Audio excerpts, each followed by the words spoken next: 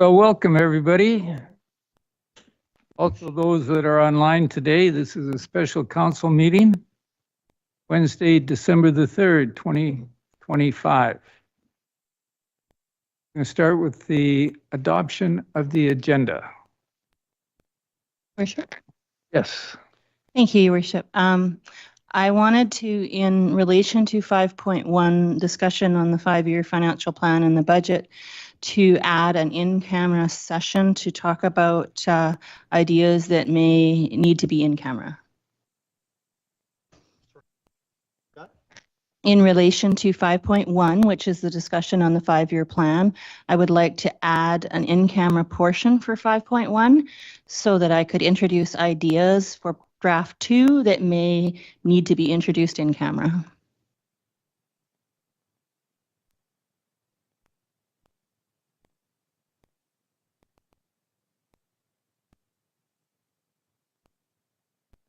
Second of yes. What?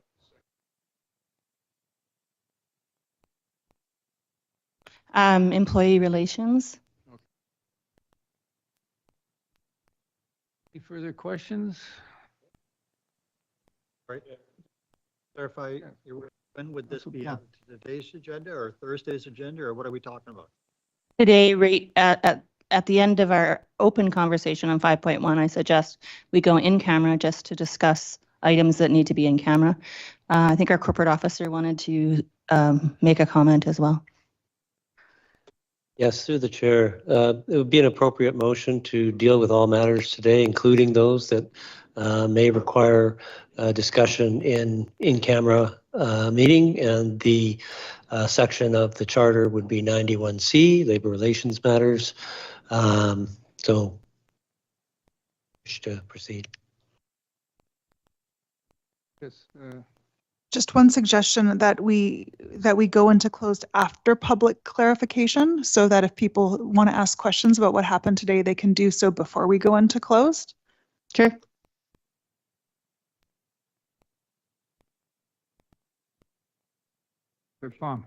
Just so that the public that came to view this online or is in gallery today, you have some type of timeline that this discussion may encompass?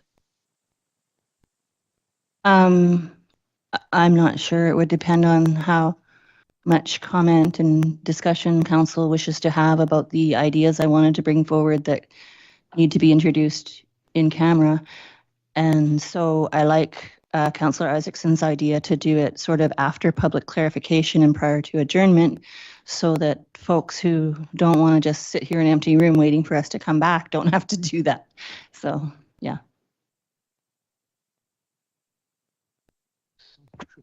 Councillor Isaacson had her hand up. No, well, my intention was to maybe move a clearer motion that the agenda be adopted with the addition of In camera, yeah. Sure. motion to go in camera under Community Charter Section 91 Part C, so that we're moving to adopt the agenda with that change, and just do it all together. Yeah.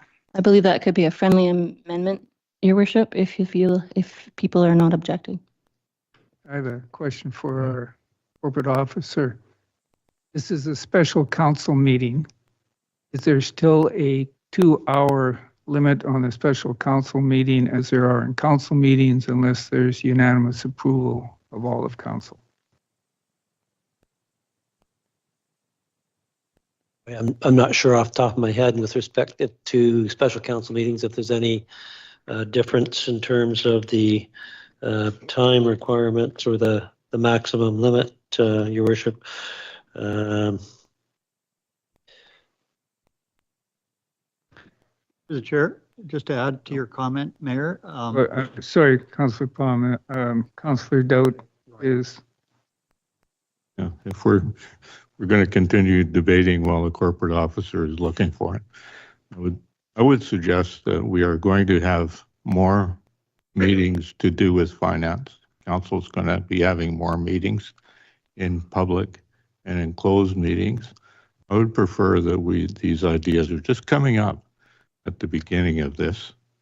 Councillor Elliott may have a bunch of ideas. I have no clue what those ideas might be or what really wants to be talked about or how long it'll take, whether it should be in camera or whether it should be open to the public. And I hesitate to add just new things on the closed agendas without actually knowing what they are, which is what we usually do before we adopt a closed meeting agenda. So I would think that there's plenty of time to deal with whatever financial issues come up in the next 3 months in closed meetings when we have those closed meetings. So I would hesitate from doing that today, because I don't think, other than, I just say I don't know what the idea is to spend time talking about, and it would be nice to have some idea of what we're doing. Our corporate officer, do you have a? Yes, Your Worship. So I do not see any time limit in the procedure bylaw, but would suggest that where, for both for the occasions that are stipulated in the bylaw, where there is a closed session of council, the total time appears to be 3.5 hours either way. So I would suggest that if you wished to be consistent with the bylaw in terms of a special meeting where you include a closed session, then the total ought to be around 3.5 hours, subject to council's voting at that point in time at the expiry of 3.5 hours. If it comes to that, unanimous consent would be required to go beyond that. Councillor Pong. Yeah, thank you. I believe I heard Councillor Dowd saying he'd like to continue as the agenda was published for the public without going in camera today. Is that what I heard, Councillor Dowd? That's what I would prefer. Okay, so yeah, I second that concept because there's a lot of time to discuss budget in the future. This is just our first session. And I just have to ask for clarification. If we were to go in camera, doesn't there have to be public notice posted in that regard sometime prior to this meeting? Through the chair, generally speaking, one will make that stipulation in an agenda and in a notice of meeting. But council nevertheless has the ability under the charter to go into closed meeting at any time in the appropriate circumstances and by passing resolution in accordance with the charter. So you do have the ability to do it. And the fact that it wasn't noticed to the public in advance, it can be said that does not infringe upon the public's right in any way, because they won't be entitled to participate or watch and hear those proceedings in any event. So if they come at the end afterwards, then it's hard to see the prejudice from a procedural point of view. Yep. So we have Councillor Elliott, Almeida, and Southcott. I just wanted to respond about it being a separate item. It's not. The ask in the report for 5.1 today is feedback and direction for council for draft 2. So if some of the direction that we might wish to ask for in draft 2 involves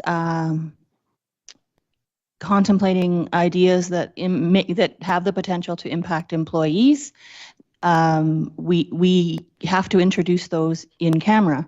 And if we delay that conversation, it makes it very difficult for them to actually do the work for draft 2 by delaying those conversations.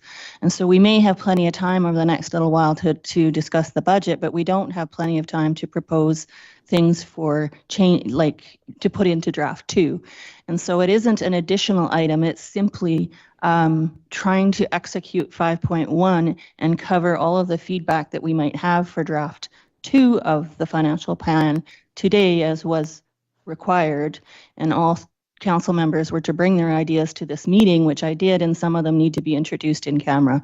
It is not an additional item, and it's not hard for you to figure that out because we've been looking at the 5-year financial plan and trying to think about what kinds of feedback we want for draft 2. And that's what this is. It's the same thing we're doing in open, but it's conversations that need to be introduced in camera. That's all. Councilor Armida. Thank you, Mayor. I'm not opposed to the motion, but I was curious if the discussion that, or the topics that could be discussed could also be brought forward in 2 weeks and still be viable to be edited for draft 2. That's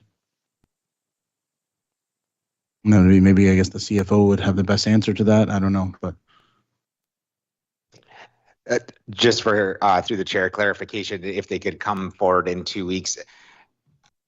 From a procedural perspective and from an information perspective, the notion of moving into closed session as part of this to discuss items that are involved with labor relations makes sense. It's usually part of the process. I don't see any issue with how this is being done. If it waited 2 weeks, it would just wait 2 weeks. And if then we required further reports or background, it would wait longer. With the Christmas break, we're looking into the next year. So to me, this feels like the natural place for the conversation to take place.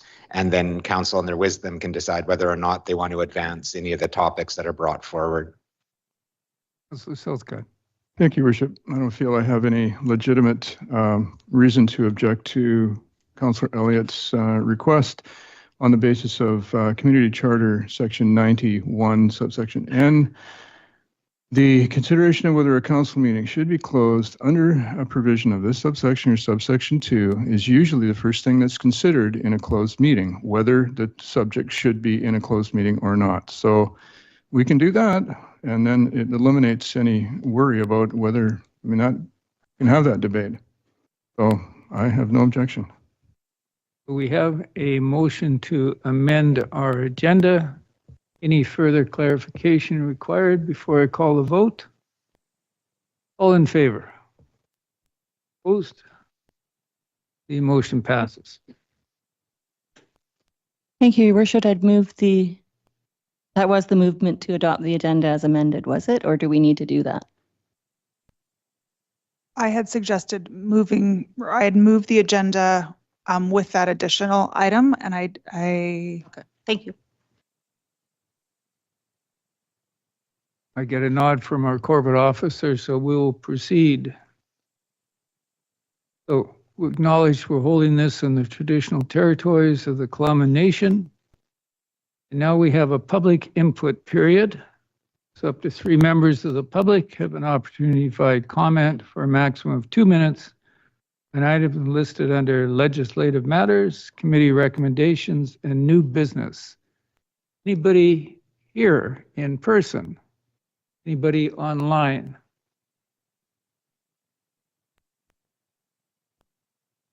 Nobody's online. Great. Move now to legislative matters. 5.1, the draft financial plan.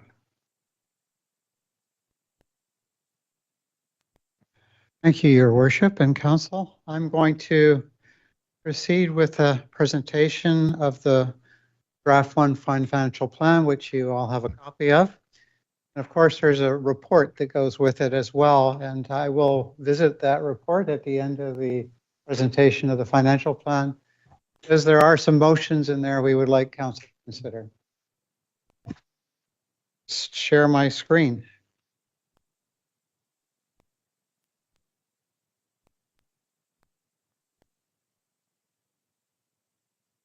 Okay, I think we're in technology mode here. So staff are pleased to present this draft 1 of the 2026 to 2030 5-year financial plan as a starting point for budget discussions. I would just like to acknowledge that all staff at the City of Powell River and of course the Finance Department were major factors in producing this financial plan.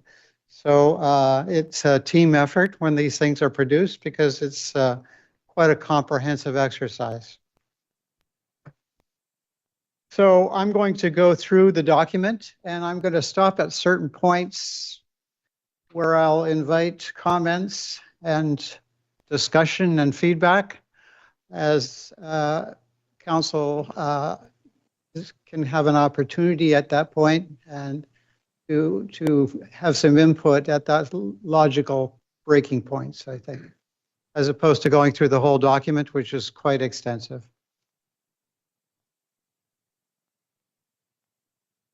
So first of all, the city's draft financial plan includes the cost of maintaining the city's existing core services, with the exception of specific budget increases that council's approved or pre-approved in 2025, and with the exception of some specific contractual and legislated issues that we had to address within the financial plan. But the starting point is always to maintain the existing services and service levels at the city. So as we know, we are proceeding through the financial planning process and schedule, and here we are on December 3rd. And the next step that was contemplated after this was the online engagement. And as if council remembers, there was a survey done last year, and a similar very general survey would take place this year as well.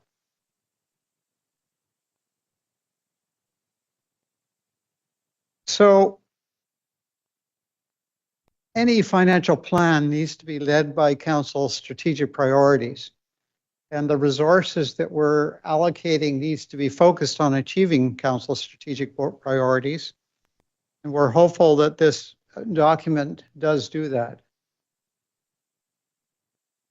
Those strategic priorities being intergovernmental relations, environmental resiliency, health, community, and economic vibrancy.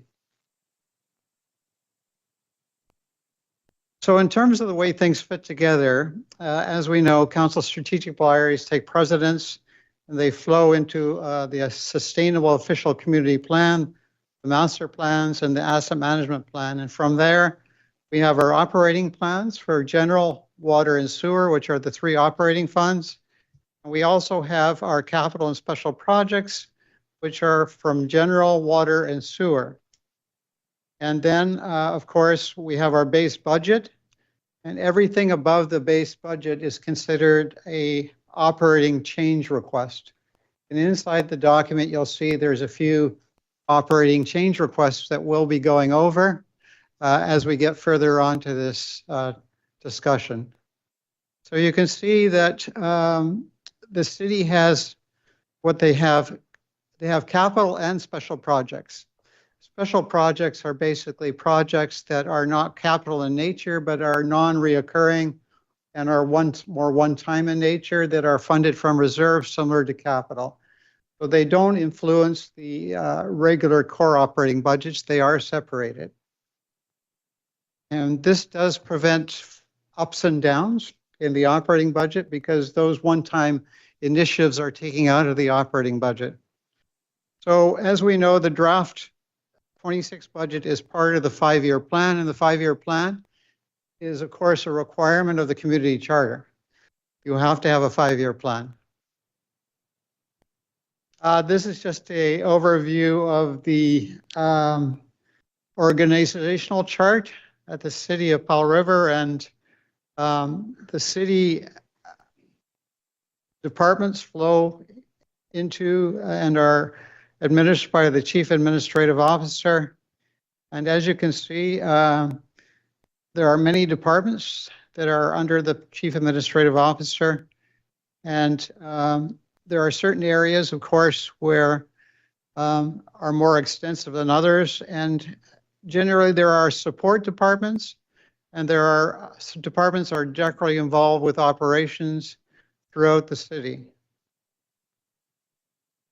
So as council knows, the city provides a range of services, some very unique to Powell River, that being the airport, the harbors, and the campsite. Not many municipalities run those like Powell River does. And of course, the city provides a lot of support for community organizations, including the Powell River Public Library and Attached to this document is the request from the library, which was referred to budget discussions as well. And of course, a major asset for the city is the Powell River Community Forest Corporation and the dividends that flow from that, which are used for city projects as well as support for many nonprofit organizations. And that is a real asset for the city.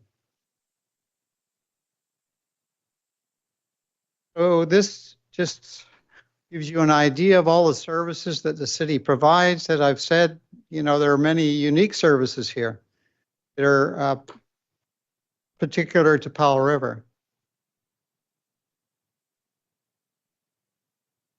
So the draft one financial plan includes very preliminary increases over the 5 years, 6.83% in 2026, 9.32% in 2027, 10.06% in 2028, 9.52% in 2029, and 5.29% in 2030.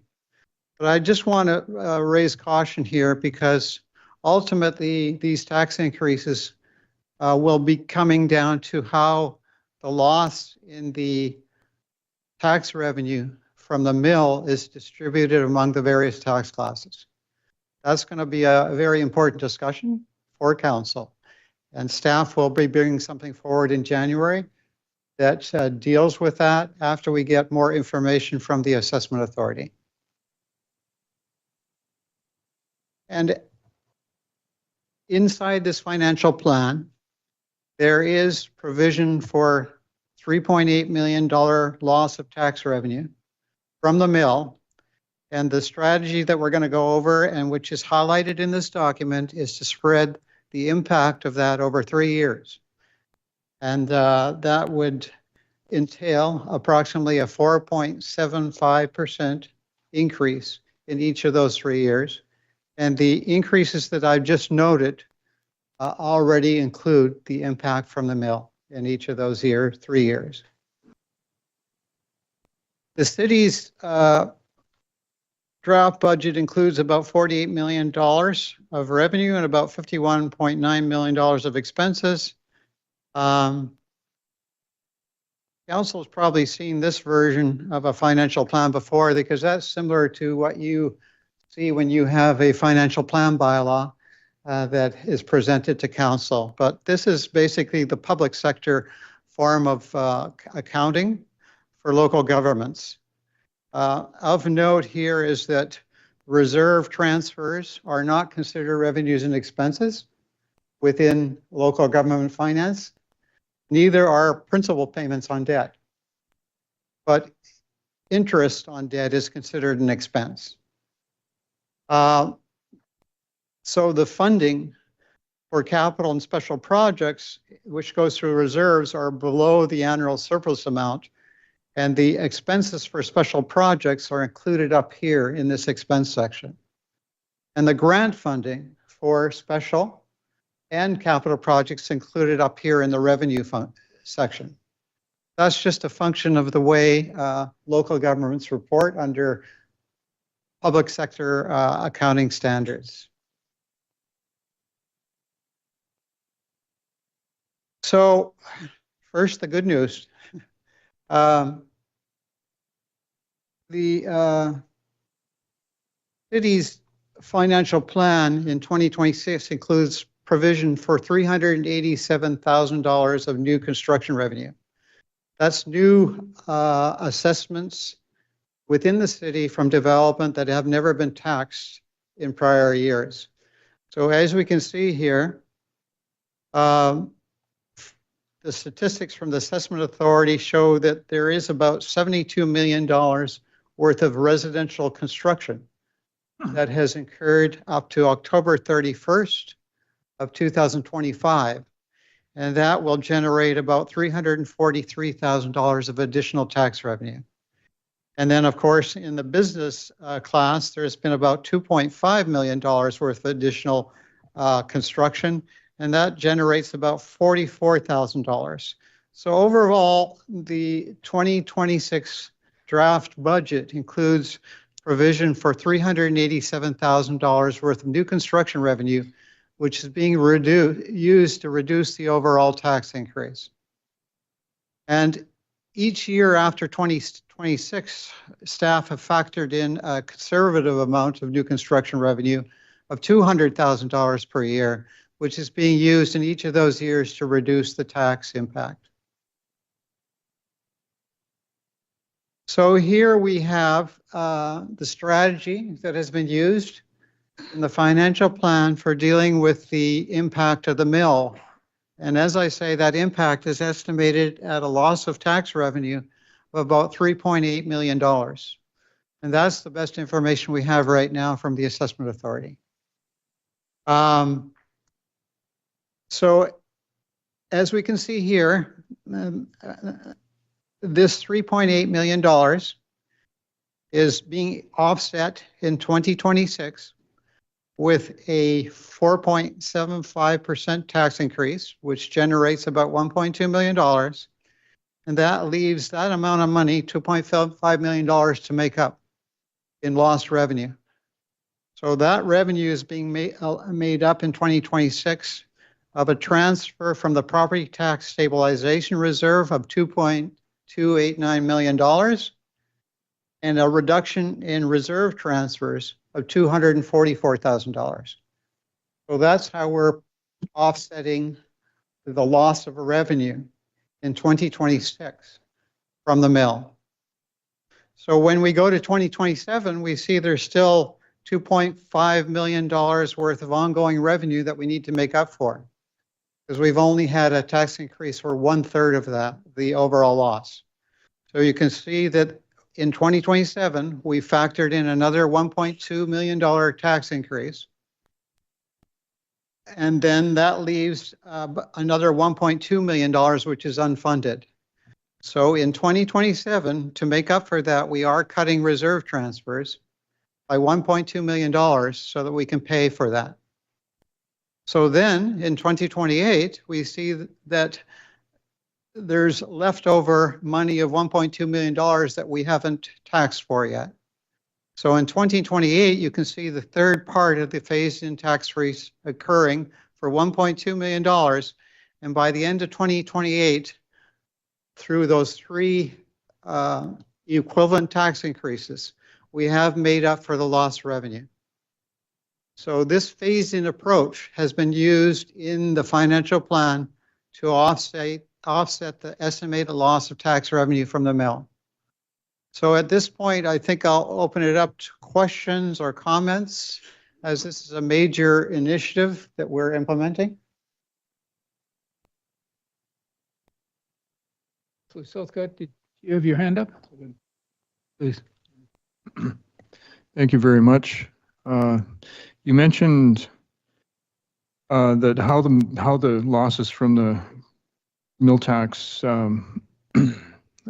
class change will be calculated, will depend on discussion down the road here. And I'm just guessing that that is a discussion of what's always been called mill rates. So the tax ratios between the different tax classes that will be compensating for that loss. Is that true? That's correct. Okay, thank you. Councillor Isaacson. Thank you, Mayor. You mentioned so 3.8 million is a conservative estimate. It could be different from that. That's kind of like that is true.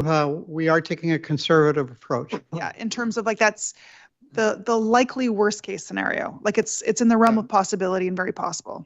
Yes, I mean we are expecting information shortly from the Assessment Authority, but in essence, the Assessment Authority has said that you will no longer have any Class 4 major industry assessment, and you will have Class 2 utility from the power generation, and you will have Class 6 business other assessment. Okay. And so if there's a situation where that 3.8 million comes in is a different amount, how does that change how spending and revenue, like what would shift? Just a shift to reserves? Like would we not, would we not have the reduction in reserves, or how would you deal with that mid-year? I would expect that there would be not as much reduction in reserves. Transfers, yeah. Thank you. Councillor Elliott. Oh, Yeah, no, I've got more, but I can do around. Councillor Elliott. Thank you, Your Worship.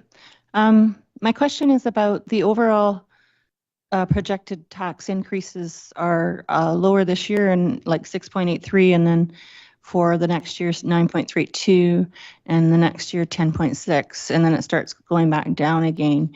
And that is using reserves to equalize the tax increases for that particular, for the mill issue. Are all the other increases based on inflation, or would we be better off to have a strategy that equalizes those total increases, or is the thought that we were going to be doing rate reviews and all of that stuff going to impact our future projection for tax increases for the following years? The assumption is that we'll be reviewing the rates and the reserve transfers annually to try to smooth it out, so to speak. So that would be the objective. Now, the reason why they're getting larger in 2027, right, is because you do not have any tax stabilization reserve money to allocate to the loss of revenue. So that gets me to the point of my question is, would we not be better off to use our tax stabilization reserve to maybe even out that over the next few years rather than all in 1 year? Or do you have a comment on that? I think that reserve transfers can always be used to smooth it out more. Mm-hmm. We've taken a fairly limited approach now so that we could carry on funding special and capital projects with the reduction, even with the reduction in reserve transfers. So I think that by using all the tax stabilization reserve in 2026, it still allows us to have the option of using the reserve reductions in latter years. I don't think it's going to be a combination of stabilization and reserve transfer reductions. So that combination could vary throughout the years. But I think that we're trying to deal with, I think each year is going to have to be revisited based on where we're at as well. And so you mentioned borrowing from our own reserves as part of this strategy. Are there reserves we can borrow from easily, or are they restricted to certain reserves that we can borrow from? They're not restricted. As we know, we just borrowed some money for the recycling carts from the water. The thing is, you should have a solid payback plan in place when you're borrowing from reserves. It's not advisable to just borrow without having a real structured payback plan in place. Yeah, and you don't like those payback plans to take too long, right? Yeah, exactly. What's too long? Sorry. Sorry. You're into multiple questions here. I am. Okay. I just wanted to ask clarification.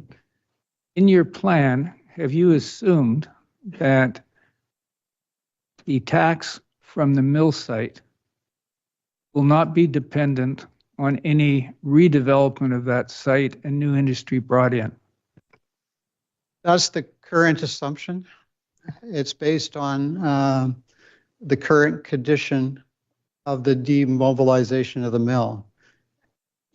Yes, we can get new assessments, new construction in the future from the mill, but those are unknown in terms of when they will occur and how much they will be. Thank you. Councillor Palm. Yeah, thank you, through the chair. Thank you for this. The numbers are quite intriguing, and there's a lot of them here, but just for the general public, just want to shed a little light on taxation. And I'm just going to use next year's numbers to explain where we're at for the public right now on a preliminary budget. So we're seeing the 4.75 spread out over the next 3 years. So is that the base figure we are starting from before we add the 6.83 8? No, the 6.83 already includes the 4.75. I'm very happy to hear that. Okay. Thank you very much. Councillor Doubt. Yeah, Councillor Palm's right. There's a lot of numbers, and if anybody at home has gone through all of them, they're quite interesting. But what I see, just boiling it down, I've got quite a few questions about the reserve funds and what we can borrow from and how wise it is to borrow from them. But what I see here is just reflecting the downturn in what we expect the mill property to pay. We're looking at a tax increase of 4.75% each year for the next 3 years. And Just for the mill. just for the mill. And if there are any other inflationary increases and any other spending increases for the city that council determines on, then we're going to go above that 4.7% increase. Yeah, you'll go above the 6.83% and the other increases that have been noted. That's right. So I don't want people to get over enthusiastic about how low our tax increase is going to be. It's not going to be Vancouver's 0%. But you know what we're doing, in my opinion, I'll just state it up front, is what we're doing is we're doing a choice governments always have, is we're borrowing from ourselves and from the future to avoid tax increases over the next 3 years. And that's not free.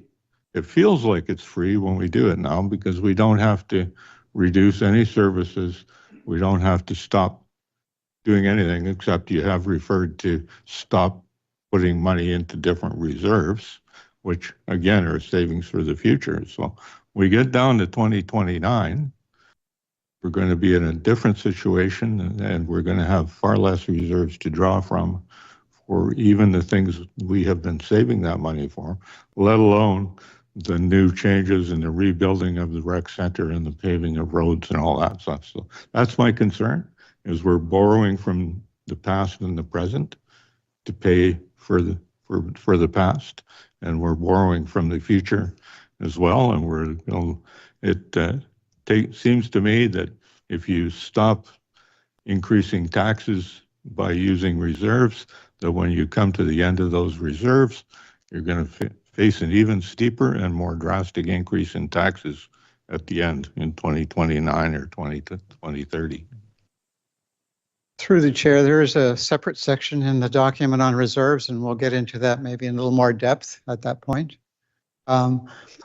As I think was stated in some of the documentation, this is trying to find a balance between the present and the future. And staff have tried to find a balance in this draft plan, but ultimately, council's going to have to decide on that balance between the present and the future. Thank you. Any further questions, Councillor Isaacs? Yeah, thank you. One note before my question, just a bit of gratitude for former CFO Denniston and having the foresight of creating that tax stabilization fund. I know it hurt in tax increases the last 2 years, but it's really helps buffer and lower that impact to savings to reserves that would happen in 2026 based on the proposed budget. A question related to the overall budget and what is included versus not in terms of change requests. So in interpreting this document, it looks like the library requests and part 1 of the transit suggestions are included in this, but the change request, there's some related to the fire service, and then the part 2 of the transit suggestion is not included. Do I have that correct? You have that correct? Okay, thank you. Okay. I know I was just seeing whether or not there was any more before. Councillor Elliott. Thank you, Your Worship. So the increases that we're putting in our mill rate for taxation are not necessarily backed by an increase in expenses, but rather a shift from the industrial rate, which is 2 point whatever of the mill rate versus, and so it impacts residential taxpayers and they're increasing their share and portion through this process, but it isn't representing increase in expenditures by the city. And so I just thought I'd sort of wanted to clarify that what we're talking about is a mill rate increase to cover off lower revenues in the industrial part of our taxation, not that we're spending that much more money. And is that correct? Through the chair, you know, the budget has gone up as well in expense areas, which we're also having to absorb. You know, and we'll go into those in a little more detail in a minute. So, Yeah. you know, the tax mill rates are going to have to take into account those increases as well. The theory I was going on, if our expenditures didn't go up and it was exactly the same as last year, which it can't be because of inflation and union agreements and so forth, but if it were the same, we would still have to increase the mill rate because of the shifting of, and I guess that's what I wanted to make sure I understood properly. That's correct. Yeah.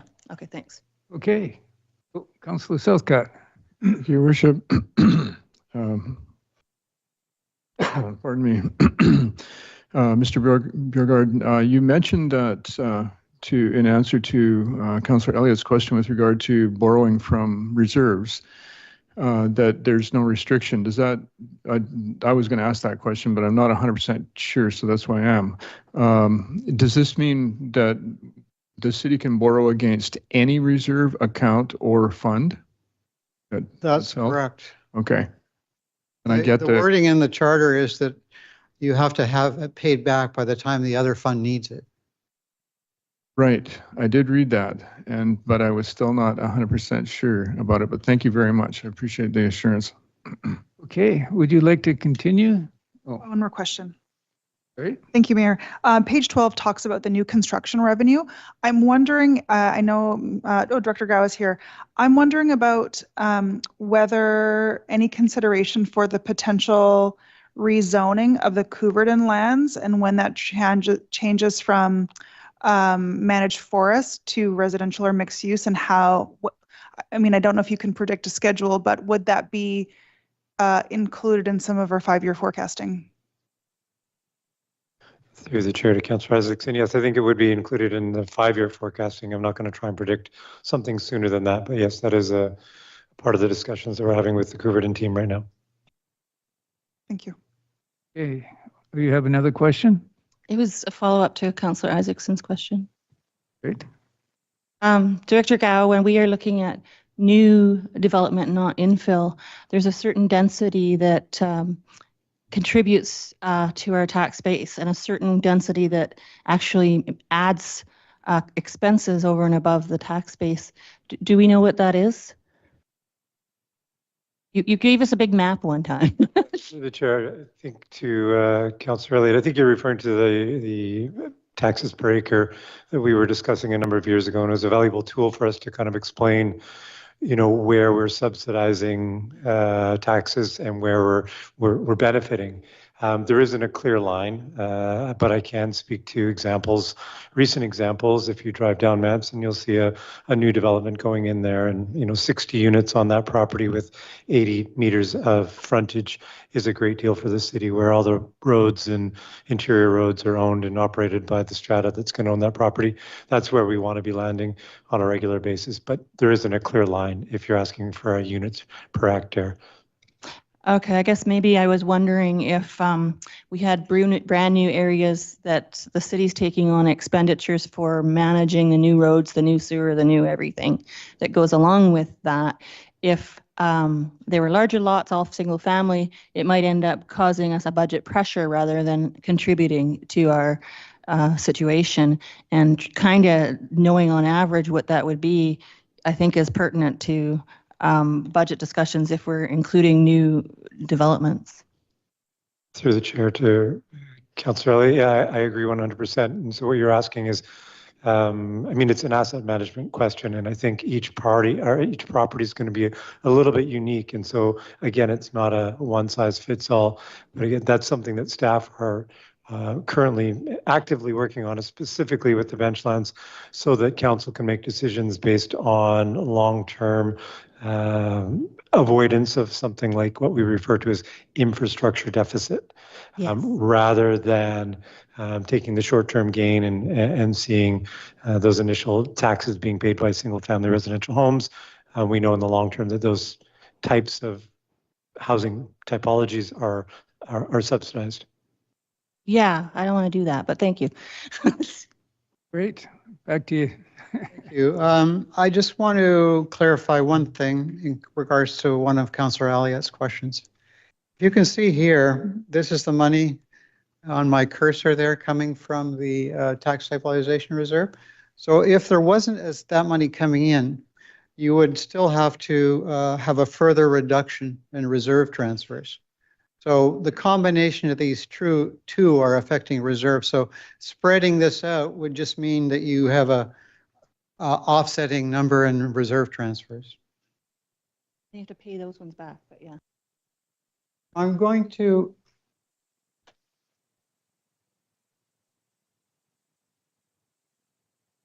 Sorry, through the chair, just in terms of paying them back, we're not borrowing from these reserves. We're just not putting money into the reserves. I keep hearing everyone talk about borrowing from reserves. We're not borrowing from reserves. We're just not adding to the reserves. I think it's a very important point just to be clear about when we're having this conversation. Okay, so what we have here is we have the movement between the 25 budget and the 26 budget in the general operating fund.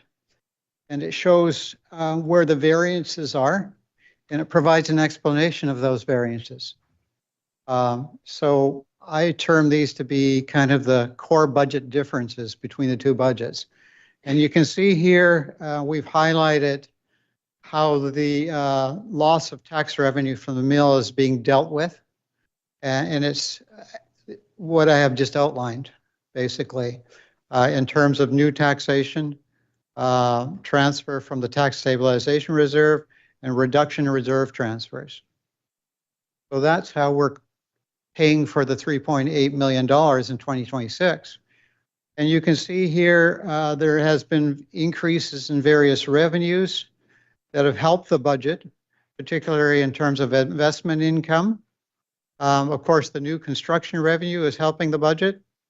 You can see here that there is more sales of services, but there is offsetting expenses, and that's related to Parks and Rec revenue and garbage and new organics rates. But you can see that also there are certain reserve transfers that come through the city's general operating fund budget that fund one-time expenses. And in 2026, you can see here that the one-time transfers increases related to the elections that are occurring and the on-demand transit service that's being funded from the Climate Action Plan funds. So you can see that there has been an increase in total revenues of 7%, which is the equivalent of a 10.7% reduction in taxes. But on the expense side, you can also see equivalent increases. You can see here there's been an increase in wages of benefits of about 10%.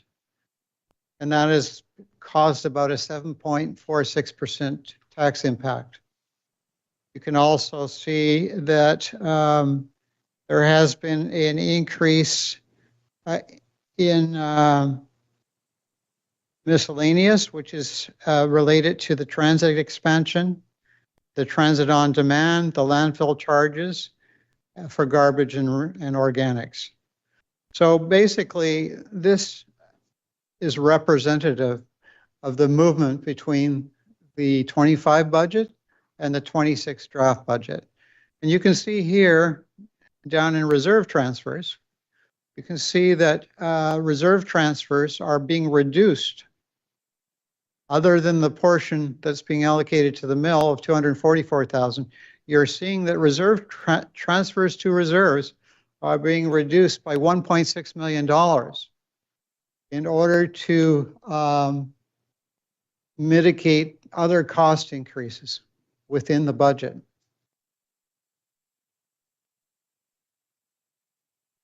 So when we look at the 5-year plan for the general operating fund, I think the key takeaway is this here. You can see total reserve transfers in 2025 budget were $6.7 million.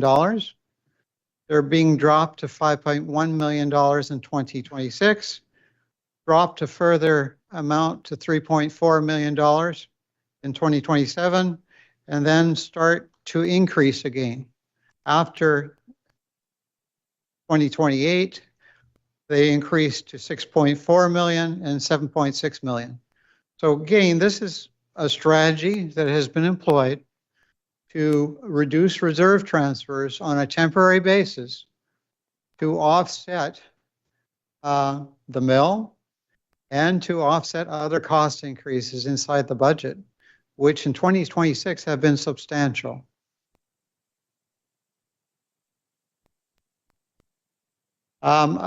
If anyone has any questions, we could entertain them now before we get into the other operating funds. Councillor Isaacson. Thank you. So I just want to clarify the additional overall reduction in contribution to reserves at 1.6 million. This is a staff recommendation to keep things roughly in line. It'd be a political decision if we chose to contribute more to reserves than what you're recommending. That's right. So for every $268,000 of additional reserve transfers is the equivalent of another 1% tax increase.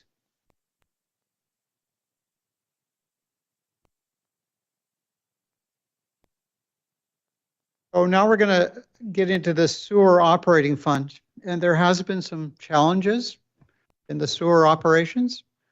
And this again shows the movement between the 25 budget and the 26 draft budget. But you can see here there's been a drop in investment income that's been allocated to the sewer operating fund. And this is based on a staff reevaluation of how much gets allocated.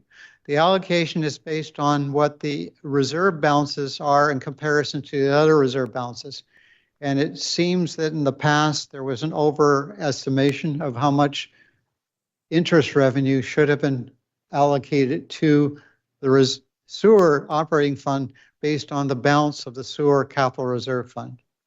And you can see down here that a certain amount of that revenue, of course, gets transferred to reserves as a requirement of the community charter, basically. And you can see that under the charter, reserve funds need to be allocated interest, right? So that's not a discretionary reserve transfer. That's a mandatory reserve transfer, right? So you can see here in the 25 budget in sewer that it was in a deficit position because they were planning to transfer $635,000 from reserve to support operations, and at the same time transfer $608,000 to the reserves. So the net of those two results in about a $20-some thousand subsidization from the sewer capital reserve fund. But you can see here the level of subsidization is quite a bit different in 2026 because you have had several impacts. You have had large wage and benefit increases.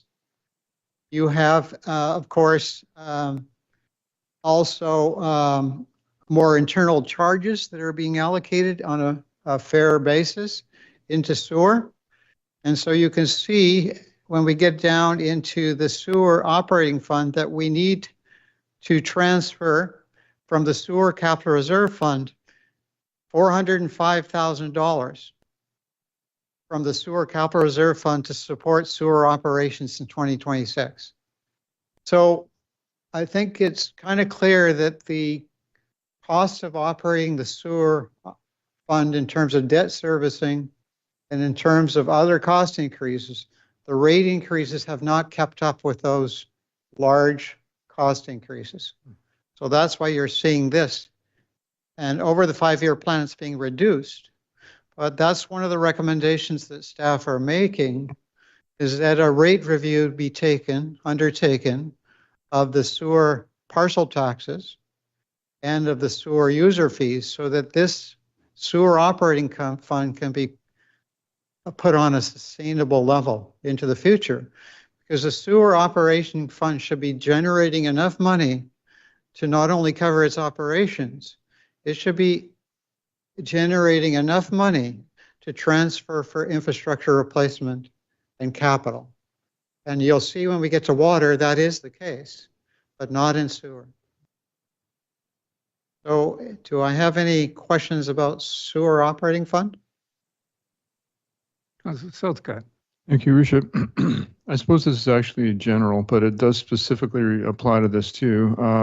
So the rates charged should then cover the interest that should be accruing on the reserve fund as well. Do I understand that? That the rate should cover that interest required by the community charter? That's true. Okay, thank you. Clearly. Thank you, Your Worship.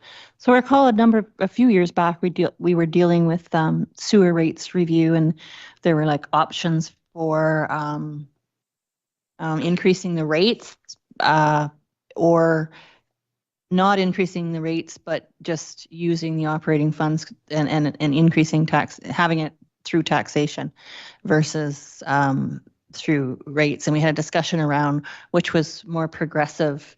And it seemed at that time that having it being covered through taxation and transfers was the more progressive way to go. And so some homes who are quite a bit smaller and less of it wouldn't be as impacted as the way we were doing it through taxation. Do you have comments on that? Yeah, I have a couple comments on that. First of all, there was nothing in the city's budget that allowed for a transfer from taxation to sewer to support sewer. Okay.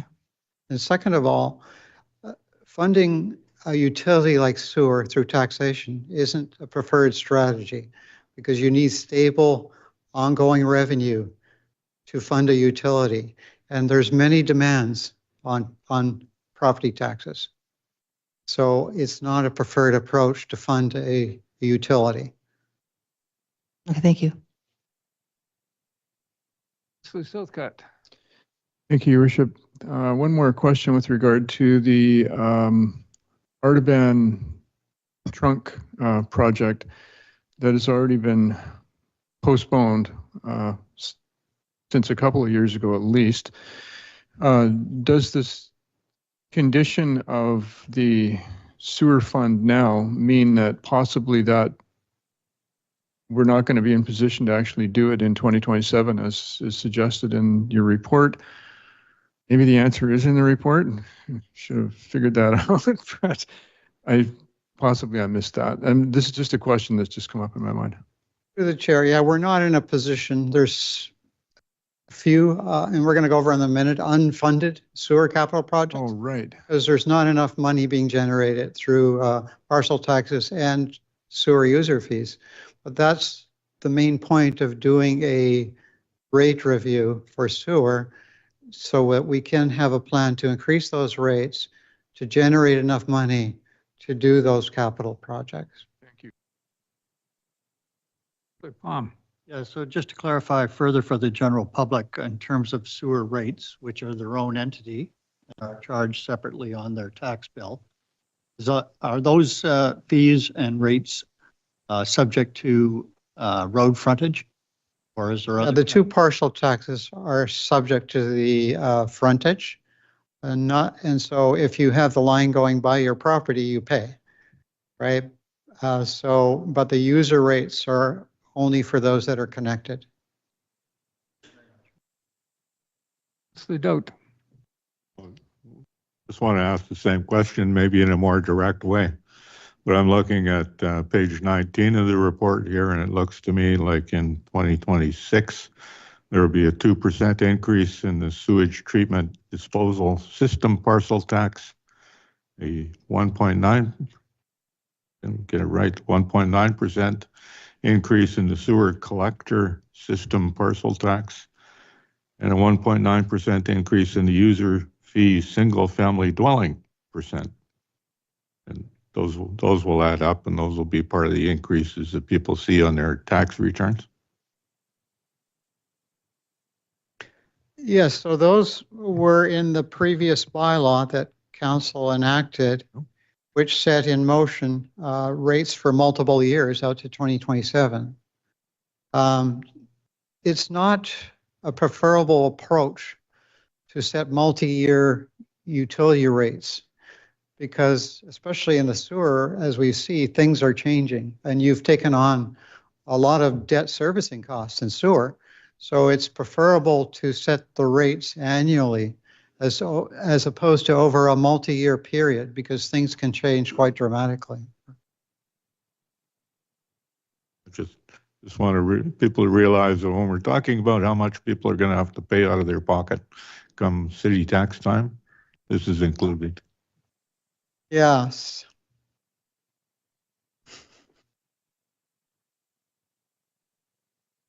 Councilor Isaac, you have another question? Yeah, thank you, Mayor.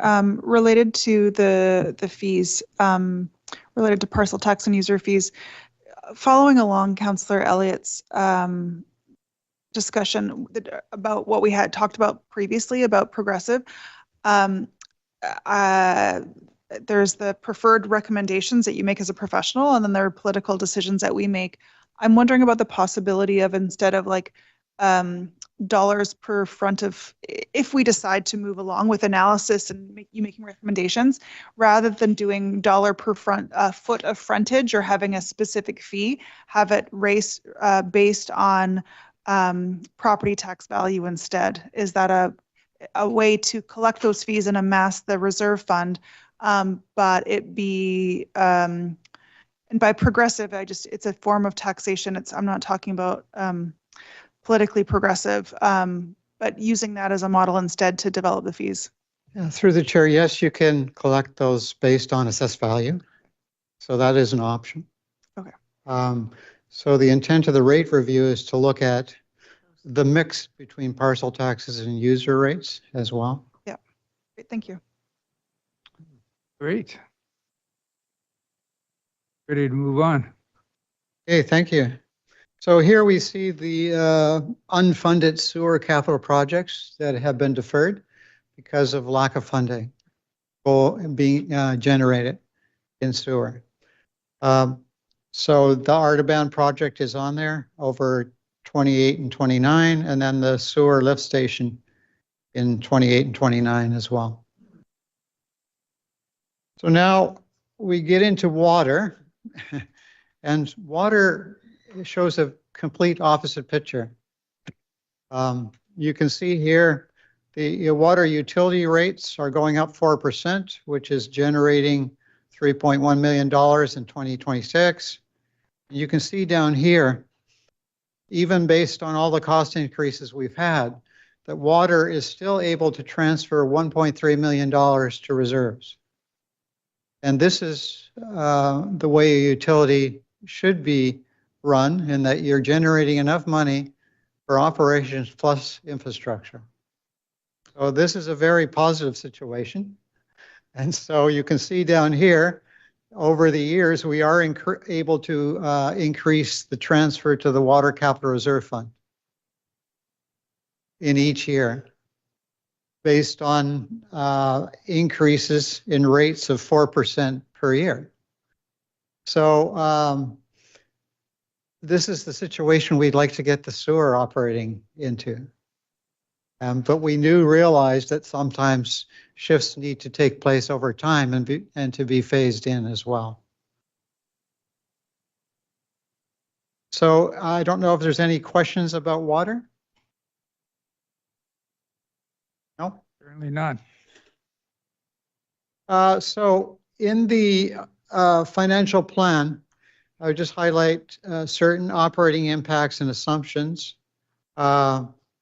So So of course, the RCMP contract is a pending issue for the city to deal with, projected to occur in 2031, where we will go from 70% of cost sharing to 90% of cost sharing of the RCMP contract.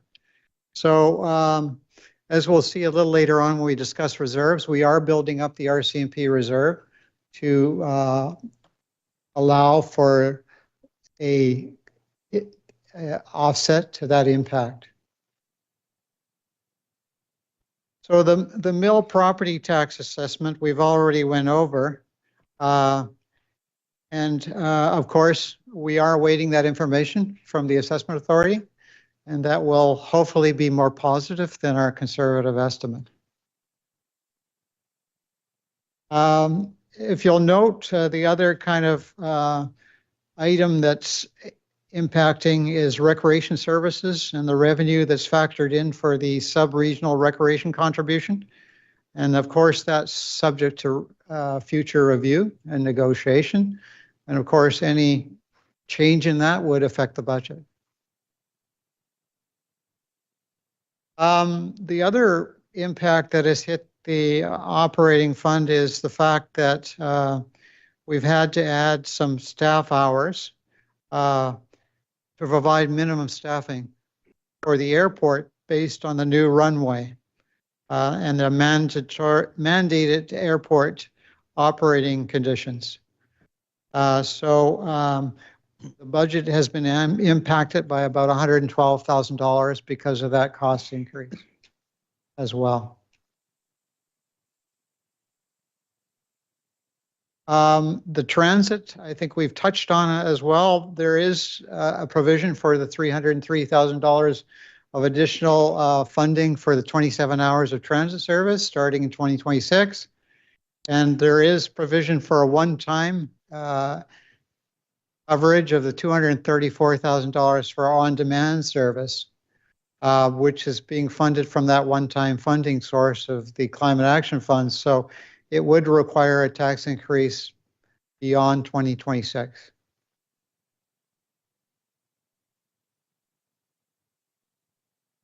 As we've mentioned, the budget has had the impact of new collective agreements, salary adjustments, and associated employer mandated benefits. And so those have all been factored into the financial plan. There has been a general inflation of 2% added into the financial plan, excluding wages and benefits. And the cost impact is about $112,000, of which $81,000 is attributable to the general operating fund. The library budget request has been factored into the financial plan. That, of course, includes a 6.7% increase over 2025. So staff have proactively tried to look for operating savings, and we have implemented two savings. One was the elimination of a position, that being the manager of procurement and risk position. And we are using a contractor resource for that, which has proved to be very efficient and reliable. And in 2026, their costs will be directly costed to capital and special projects and would not affect operating. And we've also implemented something in the financial plan by we're allocating a portion of administrative, human resources, and legislative services costs to different functions, because those functions support other areas, i.e. water, sewer, and all the other functions within the city. And so we have implemented something to allocate some of those costs out. For example, council deals with water and sewer, not only general operating fund issues. So part of council's costs do belong with those other areas.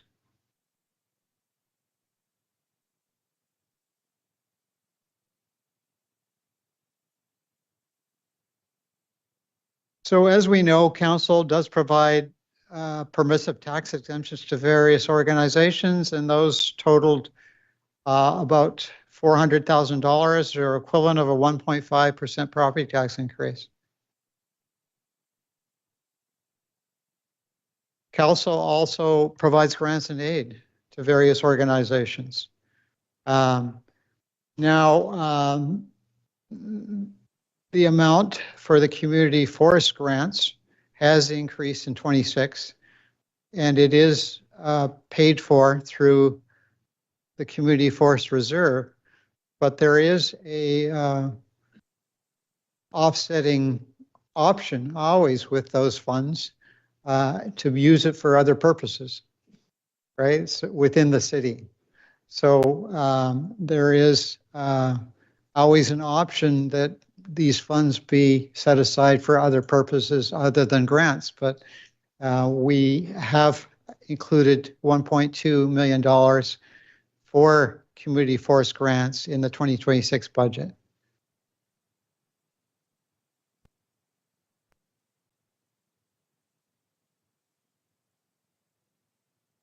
Can I suggest before we go on, I know Councilor Almeida had a question, so I'm going to deal with that one and then. Thank you, Mayor. Yeah, two questions now, actually. One, going back to the RCMP grants, I know the budget proposes a reduction in transfers for reserves.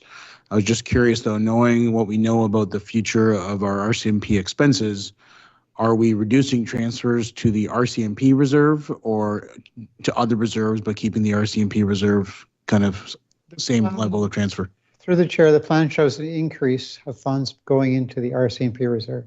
And we're going to get to that in a minute when we get into the reserves discussion. Okay, perfect. And second question I have is, I know the original budget for community forest grants was the 425 that's on the screen, but council has already surpassed that for 2025 and furthermore, I think today or tomorrow's meeting. So I'm just curious, does that have an impact that we've gone over $1 million for 2025 in anything for preparing for 2026? Hasn't had an impact because you're using reserve money or the increase in grants, but there's always other options that you could be using for the money that would benefit the city in other areas. And it's a case of finding, what council's priorities are. Okay, Councilor, was your question to deal with reserve funds? No, I wanted to, we've gone past a few of these Okay, operating go ahead. impacts and suggestions, and I wanted a question. So currently our 5-year plan is silent on the amount of money in the budget for the on-demand transit beyond the first year. I think it would be great if our second draft could have that included as though we were continuing, because it would help us better wrap our heads around that question. And I don't think we necessarily need to make a permanent decision about that to have it in our draft. Right. And so that would be on our list of things to make changes for draft 2. I don't know if we make a list as we go along and make motion at the end, or that seems more efficient to me, but. Through the chair, I think what we could do is we're going to get into the change requests, and that was one of the ones on the change requests. We could have a motion for consideration at that time. Okay. And then my second question was around the centralized support, where you're talking about savings.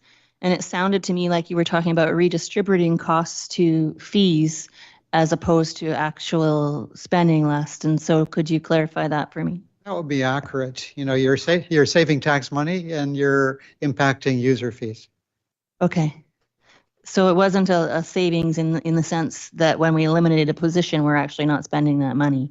Well, the position is elimination, but the centralized cost allocation is a transfer of tax savings into user fees. Okay, thank you. Councilor Isaac, I'm going to ask that we have just one question so everybody goes around. We have a chance to. Thank you. A follow-up question to the shifting into the capital projects or savings on the procurement and the apportioned out savings. It seems to me that the savings come from that money. I mean, it's not so much savings, but that cost is transferred to user fees or also to capital project funding like reserve transfers or borrowing as well. And so we're saving money from the operating budget, but those costs are still incurred. They're just paid for differently. That would be true, but inside of those capital budgets and the special projects should be enough money already to manage those projects. So in essence, we're not increasing capital, special to absorb that. We're not increasing the budgets for those projects, hoping that it all kind of works out. Yeah. Okay. Thank you. Councillor Southcott? Thank you, Risha. With regard to the airport, is the requirement that someone has to be, does there need to be a staff member at the airport now constantly? I'll let our acting director. Through the chair, a quick, simple answer is yes. So it's a requirement that there be a staff member present for those hours on those flights. Thank you. Okay, on to reserves. This hasn't come up for at least a couple of years, but the procurement officer that was budgeted in the past was also going to be expected to encompass a program that this city's been involved in for about 10 years, social procurement. There's been a fair bit of work done in the larger field of that in British Columbia on measurement of benefits to community. This budget points to $2 million of benefits to communities, quite specifically that are comparable. Has that been involved in the contract position? Like, it is definitely in our policy. There's no question. It's called a social purchasing policy in our social purchasing. But is that happening actually? So I'm not actually I don't expect that it's being measured, but is it being considered in the work that's been done? No. And short answer, I was really intimately involved in this whole process with the Village of Cumberland when we were one of the first, if not the first in the province that was involved in it. And within that construct, the tender documents and the things that were going out included social procurement as part of what goes out. Ours do not at this point in time. So the answer, if that was the model that we were looking at in social procurement, that is not what we're currently doing. Sure. Yeah, No. correct. Okay. Yeah. Thanks.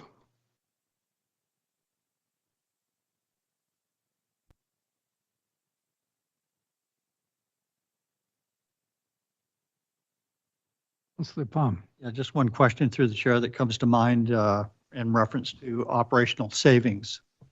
We have two items here for consideration, I guess, for council. Will there be others coming forward from staff, or will there be more hopefully generated by council in terms of living within our means? We've included an appendix that staff want to go over with council in terms of savings. But we're open to ideas from council as to how savings can be generated to, as you say, live within the means. Thank you. Page 45, Appendix D. Okay, I just wanted to highlight the section here on debt. There's various philosophies around debt. One is pay now and buy later, or buy now and pay later. So there's implications to debt in terms of locking in the community and taxpayers long-term to interest charges when you borrow externally. So That's why looking at internal borrowing is always a preferred option sometimes, as long as you are disciplined on how you're doing it and how you're going to pay it back, as we have done with the recycling parts. So that is always an option that needs to be considered. And obviously, the higher your reserves are, the more opportunities for internal borrowing there is, right? So in terms of the city's debt, of course, most of it is related to the wastewater treatment plant. And there's about a $30.7 million loan authorization bylaw in place. And right now, $25 million of long-term debt has been issued. There is one short-term borrowing of $1.5 million that needs to be converted into long-term debt.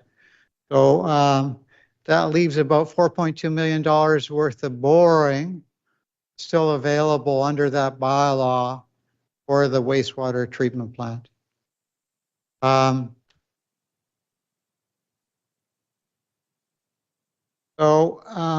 This just overviews what the debt is going to be into the future and what the principal and interest payments are. And of course, considering no further debt, we are stabilized in terms of where we're going to be spending on debt.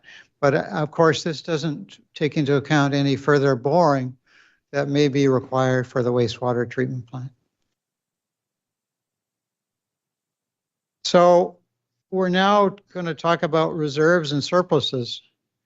Now the city has a reserve fund policy, and that sets out minimum and optimum levels in some areas. And so one of the things we're advocating or recommending is a review of the policy and a re-rationalization kind of which reserves the city has and what they're being used for. And so one reserve I found very useful in the future in terms of other communities is something called a financial stabilization reserve. And this highlights that reserve, which we propose to amalgamate some other smaller reserves into this reserves that can be used for broader and more diverse purposes. And this reserve is intended to cover major emergent operating issues, one-time and intermittent projects, and to offset unrealized revenues. So, when you're doing a financial plan, you take into account certain amount of development revenue, for example. And sometimes development can go up and down. Sometimes you take into account things like a certain amount of budget for the fire department. And then all of a sudden you can have sickness, injuries, and you have to bring in replacement workers. So the intent of this reserve is if there were any areas that needed support and you did not have enough money in other departmental areas to compensate, that you could draw upon this financial stabilization reserve. Some communities use this also for things like, let's say, snow clearing. As we know, snow clearing is very much a guesstimate, right? In Fall River, you're lucky you probably don't have a lot of snow clearing, right? But for example, you could have a very high snow year and you would have to find money for it because you wouldn't want to budget an extreme amount for snow clearing when it only comes every 10 years or so. So this reserve would help in those cases. And it allows you to budget more closer to the line as well when you have a safety net in place like this reserve. And that's the intent of it.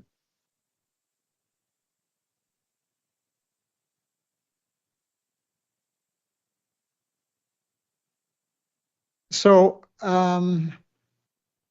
ultimately, reserve levels and the ideal reserve levels should be considered the long-term infrastructure picture. We're only looking at 5 years. You to consider optimal reserve levels, you need to look out 15 or 20 years. For example, you only replace city trucks and equipment every 10 or 12 years, right? So to find out the ideal reserve levels, you have to have a financial plan that goes out much farther.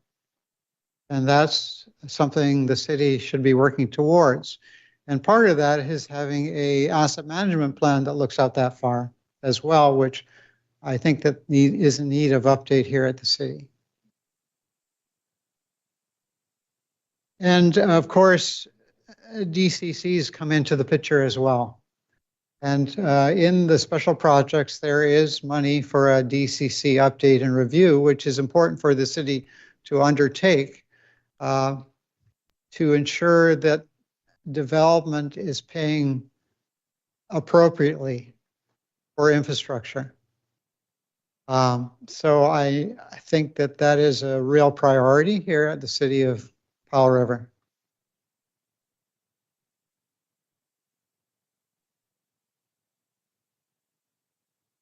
So here we see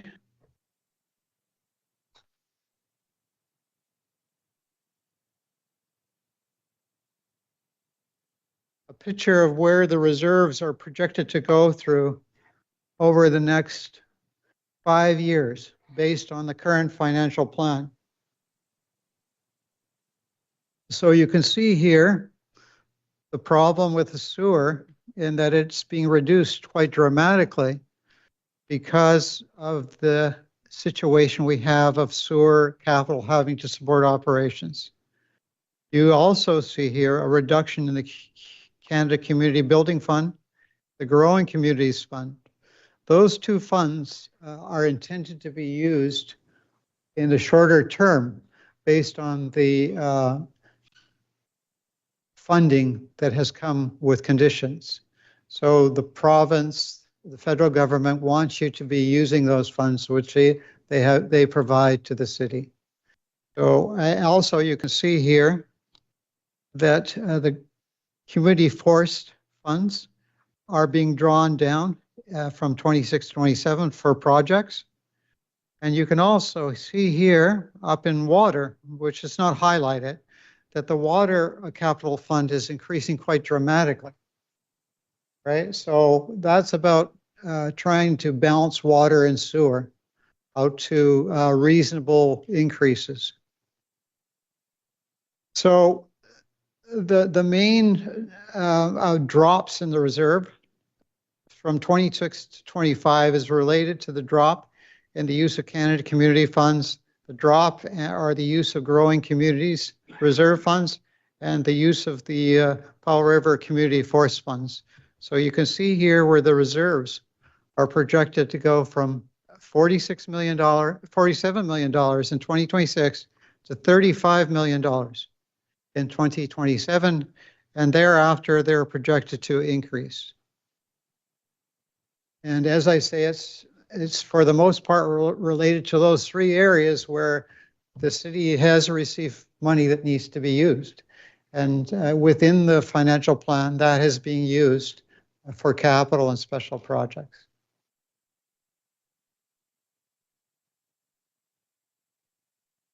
So this is important here as we've been talking about reserve transfers to reserves. And as we know, there are discretionary reserve transfers and there's non-discretionary reserve transfers. So the discretionary reserve transfers are related to the level of taxation, whereas non-discretionary reserve transfers are special money that has come in that needs to be and has to be transferred to reserves. For example, the Canada Community Building Funds. We don't have a choice. We have to transfer it to reserves, right? So that's the difference here. And as you can see within this financial plan, to compensate for the mill and to stabilize tax increases, we are reducing the discretionary reserve transfers to $2.2 million in 2026, from 4.7 in 2025 to $689,000 in 27. And then it starts to increase after we've dealt with the mill. So the amount in 2025 also included that one-time amount, $600,000, that council implemented for the tax stabilization reserve as well. So we can see when you look at total reserves, discretionary and non-discretionary, they're going from $6.7 million to 5.1 million, down to 3.4 million, up to 4.3, 6.4, and 7.6, after we have addressed the mill. And as I've said before, this is about a compromise, right? Sorry. This is about a compromise, right? Between the present and the future. And ultimately, council will decide that compromise. And as I indicated earlier, if we want to increase reserve transfers, for every 1% tax increase, we can generate $268,000 worth of additional transfers. Do I have any questions? Councillor Palm had a question. Yeah, so through the chair, just want to understand the drawdown, and I'm going to use the Community Forest Fund for an example. Yeah. So we are going to draw down on Community Forest Fund Reserve by roughly 5 million, 26 to 27. And then it basically it stays the same at 7.5 for the remainder of the final 3 years. So my question is, that does not reflect any increase coming in to that reserve at this time, correct? That's correct. So this makes the assumption that there's $1 million worth of dividends coming in on an annual basis, which, as we know, it has been more in some years than the $1 million, right? So the drawdown of the 5 million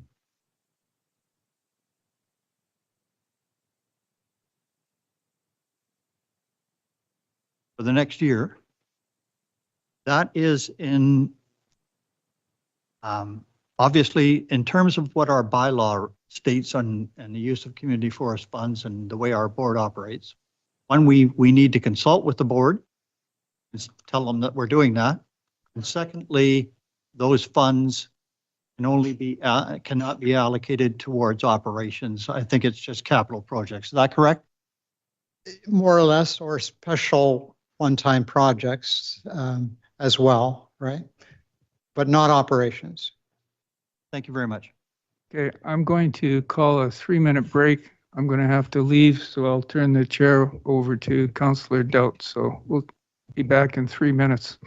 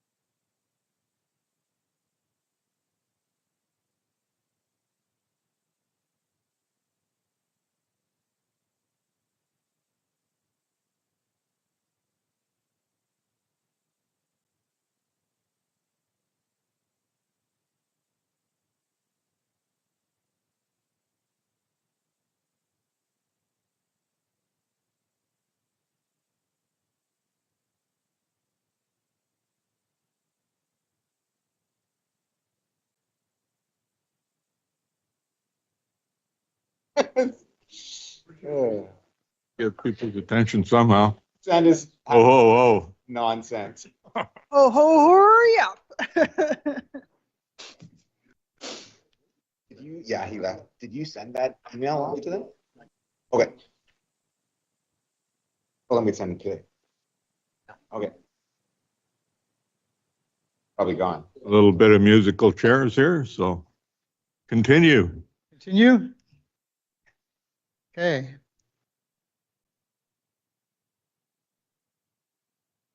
So this section shows you the level of capital and special project spending within the financial plan.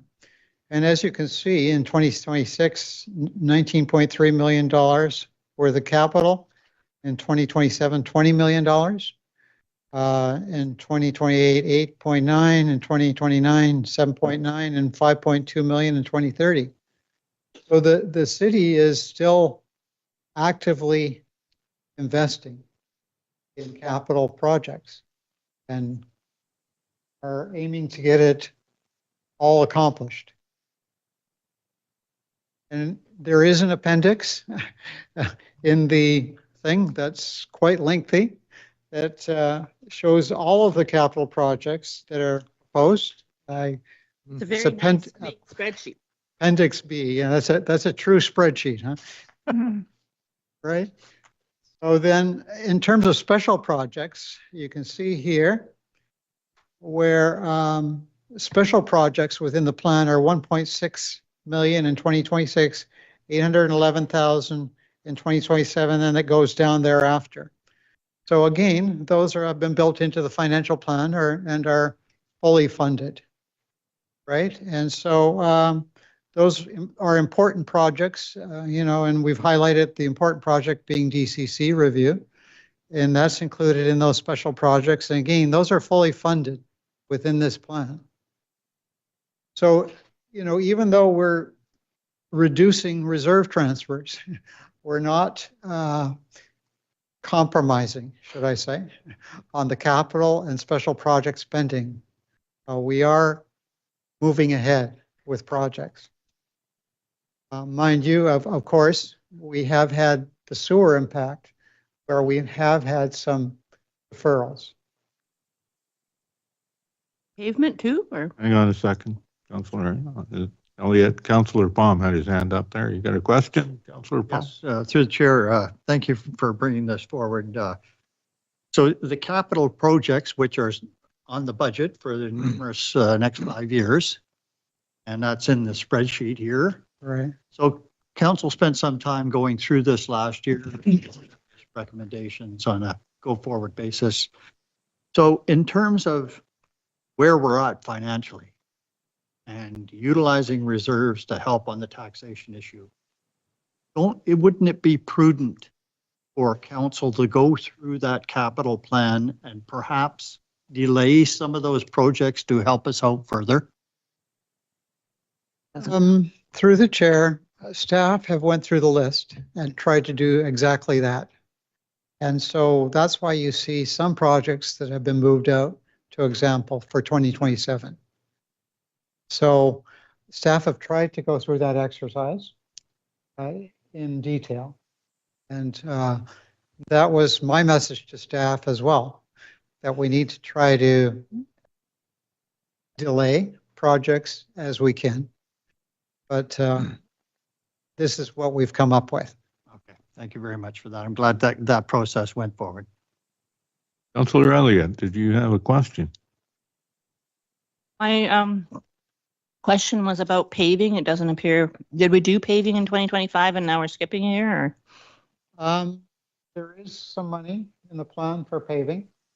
For 2026? Through the chair, so the plan for this year was to not purposely do any paving this year. We finished off the work from last year, and then the next year we would double up.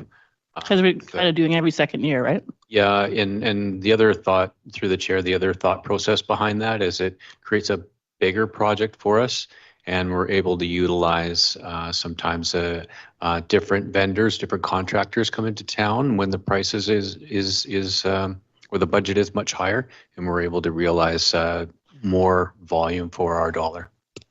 Yes, thank you. I was just, the spreadsheet doesn't have 2025, so I wasn't sure if we were on our year off or whether we were pushing that back, and that was my question. Councillor Isaacson. Thank you, Chair.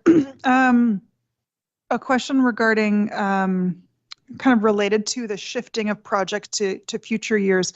We have a fair number of carry forward projects.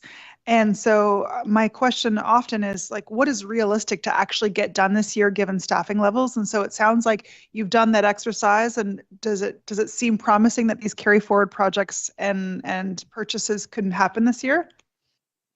If listed in 2026? That's exactly what I asked staff. Yeah.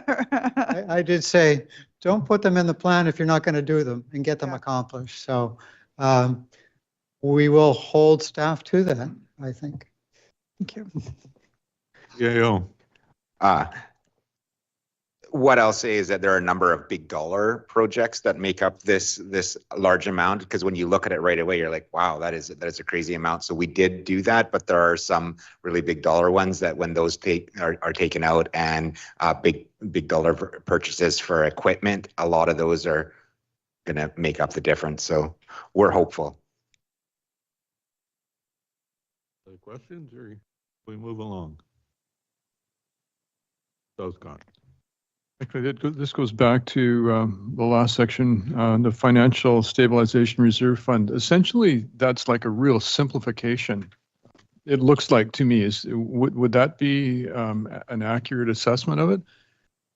So that I appreciated your point that then that allows for a lot of other funds to be, or what's the word? Budget items or budgeting to be done closer to the line when you have this one simple big fund that will take the combined unexpected, everything unexpected. So you don't have to consider those unexpected factors in a whole lot of reserve funds, which is, I think, what we've been doing up until now. Is that true? Yeah, I think that you can be more aggressive, should I say, in the way you budget for things when you have a safety net in place, right? Because local governments tend to over budget for expenses and under budget for revenues because they're very conservative, right? So this reserve allows us to be more exacting in terms of the budgeting process, right? Thank you. In a couple of places in the plan, for example, deferment of Artebin, the unfunded sewer projects are listed in there, but they're still in the 5-year plan. They're mentioned as unfunded. That's right. And then I'm curious though, for example, on page 11, this page here, the public sector accounting one. Yeah. We still end up with a 0 at the end. And so I'm wondering if, like, to me, if something was unfunded, we would have like a deficit in those years because we haven't figured that out yet. But you're saying that Artebin is kind of in the spreadsheet, but it's not in the like, where is it and where isn't it, I guess, is my question. It's included in the capital list. Yeah. But it's not included in the financial plan as an expenditure, and it's being funded. Okay, thank you. We have kept it on the capital list so that we don't lose sight of it. Yeah. Elliot. Thank you. In a past spreadsheet, we had a row for our capital plan that indicated where the funds were coming from, and it looks like you've got it written over here now. Is that right? Or? So there is a column that has reserve names there. Okay. And it's highlighted in blue. Funding sources, is that? Oh, okay. I got you. So that's where we've got how things are being funded. Right. So an unfunded one would have nothing in that column? Yeah, it would have the word unfunded. Gotcha. Thank you. Okay, what's next? Go ahead. Oh, Go ahead, you can ask. There'll be plenty of time to ask questions. We're going to be here all night. Yeah, we want to understand this deeply. So one question in the actually, it's a very specific capital plan question. Are we going to go through? I'm wondering if it's now is the right time to ask a question about a specific capital project, or whether we should wait. I should wait till later. Dealing with capital. Might be easier just to ask the question than Okay. talk about whether we want to ask them or not. So, thank you, Chair, for that direction. I noticed that the Seawalk spending, most of the spending doesn't happen until 2027. Is that an indication that that project may not be done now until 2027? Oh, I heard second phase among staff. Yeah. Through the chair, that is correct. Okay, second phase. Great, thank you.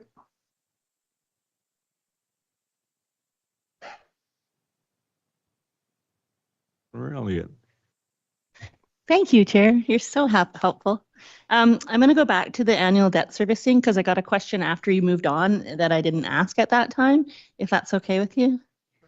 So the annual debt servicing is increasing year over year, and presumably it's fairly static in the interest we're paying. So I'm just wondering, are we increasing our debt over that time, or is that just a conservative way of thinking that interest might increase?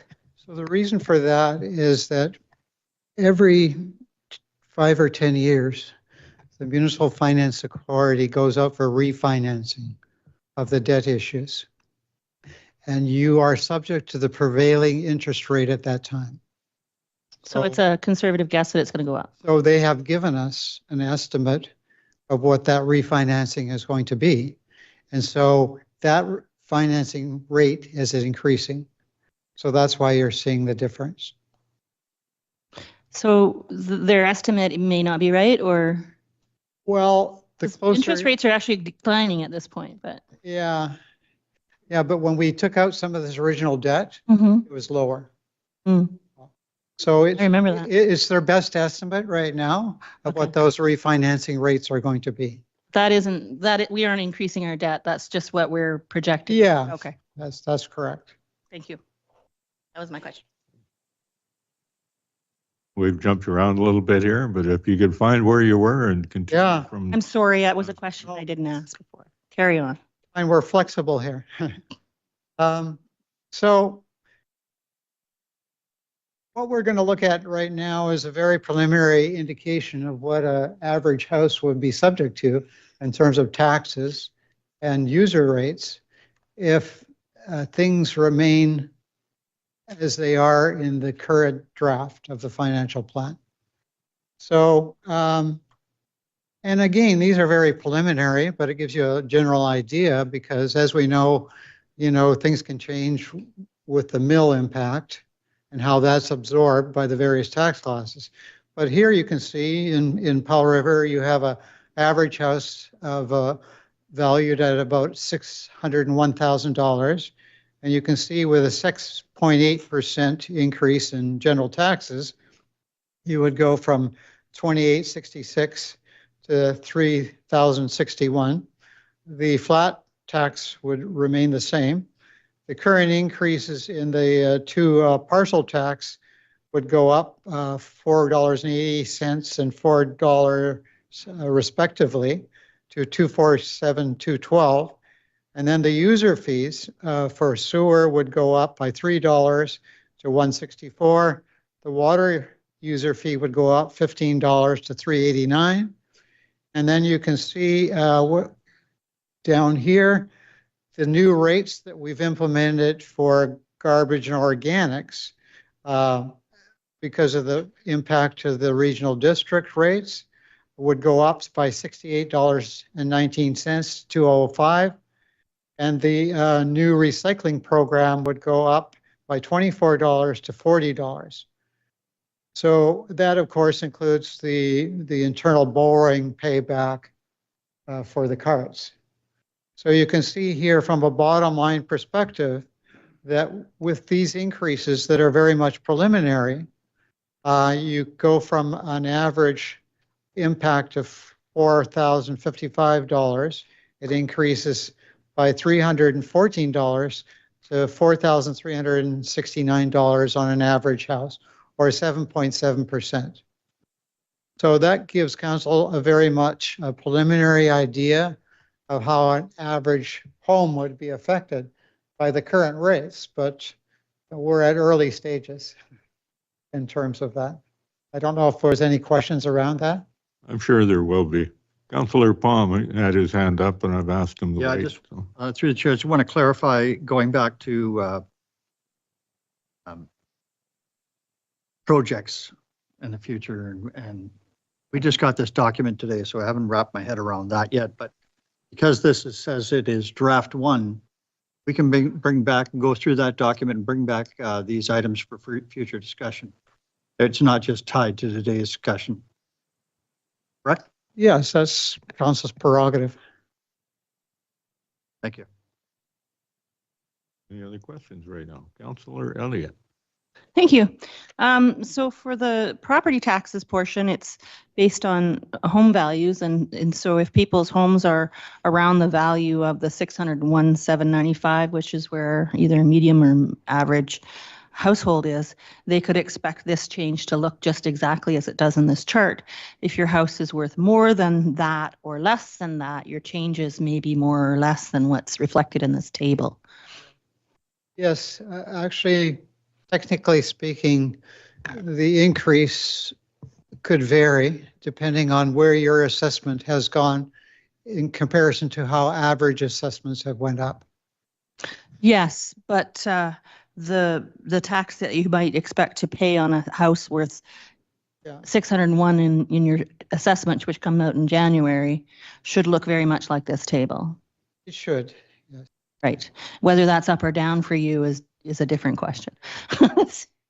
Okay, so that was my question. So people out in the community can understand that the increase may not be uniform across all homes, but rather is kind of tied to this concept of average household and where their home fits within this 601 kind of determines whether this is their story or slightly less or slightly more depending on what their house is worth.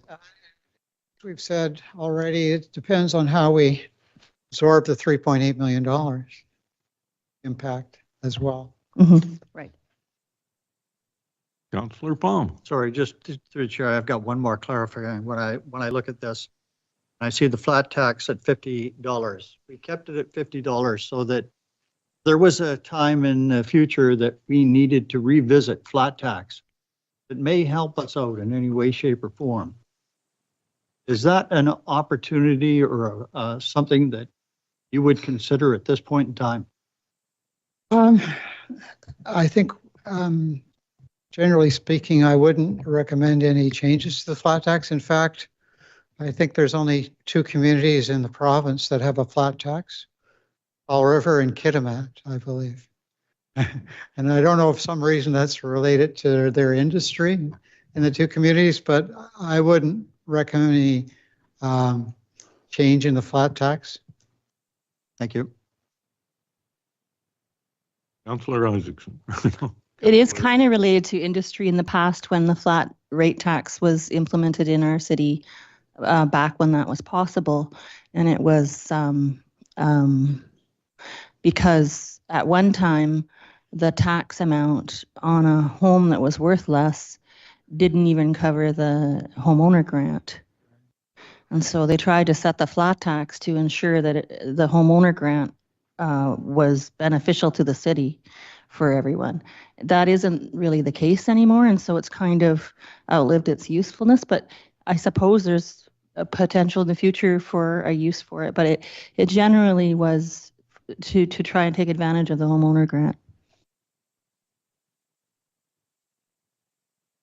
Any other hands up? So I think you're pretty close to the end of your presentation, are you? Except for the Getting there, yes. We talked about change requests, and here they are. We have the 2 firefighter positions.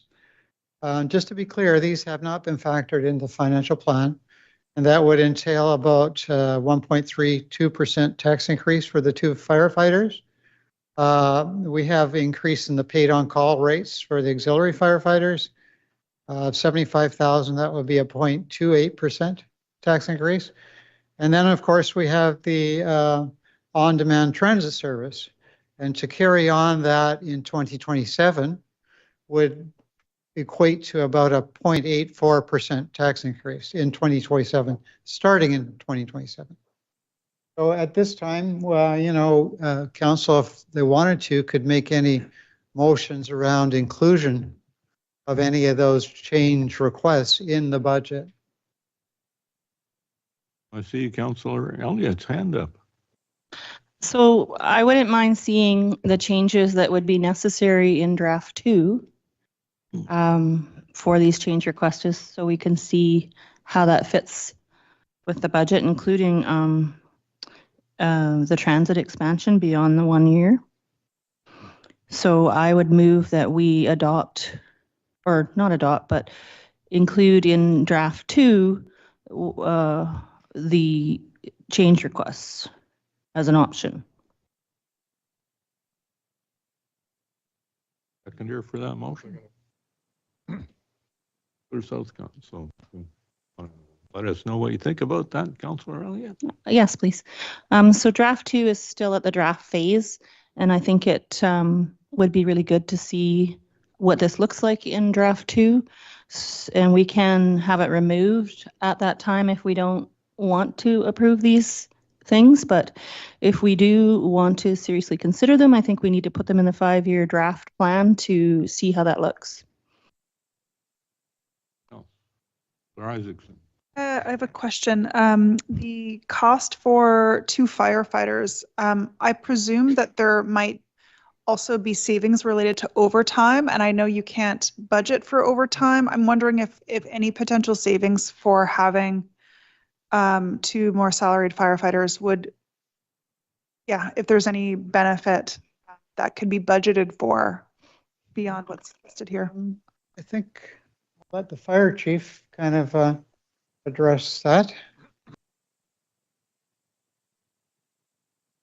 Or can you repeat the question? Yeah, the question is, so the change request for 2 firefighters talks about a cost, and I'm wondering if there's any potential sort of related savings to overtime, and I wasn't sure how that might be included. If there are savings, if we can even include those savings in the budget, if it's related to overtime that maybe not, that can't be budgeted for in the first place. So. A bit of it relates to the new master plan that we'll be implementing processes for. Yeah. There is some overtime that we can account for that will be reduced based on the extra positions. That one position will be an equalization of the crews. So we'll have 4 crews across 4 members on shift each day across the board. And then the extra one is to cover for those areas where holidays and sickness, and so that'd be the flex firefighter. The pieces that we can't accommodate overtime for would be the large incidences and untimely sickness, lengthy sickness. Yeah. So that answers the question related to any potential savings, but maybe this is a question for CFO about whether overtime is even included in the budget and whether those types of savings can even be incorporated into a financial plan. Through the chair, there is some provision for overtime from firefighters in the budget. But I wouldn't be lowering the budget for firefighters because of the situations that we've had over the last couple of years where there have been large overages in terms of actual costs in comparison to budget within the fire department. Councillor Southcott. Yeah, my question was going to be pretty similar to Councillor Isaacson's. It had more to do with remembering that I think it might have been 5 or more years ago. I think it was definitely more than 5 years ago, hiring 2 flex firefighters. And a large part of the rationale for that was consideration of savings for not only overtime, but also the costs of having members off on injuries, compo. And I realized that call volumes have increased pretty dramatically since we even did that. So I'm just wonder if the same logic now applies, that we would save considerable money. I don't know if this is actually, I mean, to offset the expense. And I don't recall numbers being included in the master plan. Or was there intention to quantify that, or is there the ability to quantify? Through the chair, the process for the master plan was staff would come back to you with reports. Oh, right, yes. Based on that. So the numbers were not in the master plan. It was Yeah. up to me to come back with Yeah, now I remember, thank you. Well, Councillor Elliott's got her hand up to speak a second time. Any other first-time speakers before we move along? Councillor Palm? So I just want to clarify, Councillor Elliott, have you got a motion on the floor or not? Yeah. Yes, my motion is to, in draft 2, put these change requests in the draft so that we can see what. Getting a motion. Okay, knowing full well that including those results in a 3% tax increase on an ongoing basis for the foreseeable future. You get 3. Yeah, but we also can make motions at some point to take things out of the budget. But anyway. Councillors, Clarify I'm asking all the councillors, when I recognize you, to speak if you have a question, and then we will have the other councillors can speak. I don't want to get into conversations between councillors. That includes both of the people that are having a conversation. So it's your turn to say what you're going to say, Councillor Palm. I've said what I'm going to say. I'm concerned about adding 3% tax increase to the budget at this point in time until we've reviewed the fire master plan and received our funding for a 1-year term for transit. Councillor Alameda, did you want to speak before I go to second-time speakers? Okay, Councillor Elliott, you're a second-time speaker. Thank you so much. I apologize for answering the questions when it wasn't my turn. I wanted to point out, first of all, that the total estimated tax impact was 1.6% for 2026, and then it might be 0.84 for 2027. So it's not 3% is all I wanted to say. Well, my question was to clarify the budgeting process prior to these changes. Is we generally use actual numbers from last year at our 2% for inflation, which is what you said you used. And then the change request, you're doing the full cost of those employees in the quote. For the firefighters would be the 353,686. Any savings realized during that year would then be surpluses at the end of the year, which would contribute to next year's reserves. Is that kind of how we do it? It's kind of how you do it.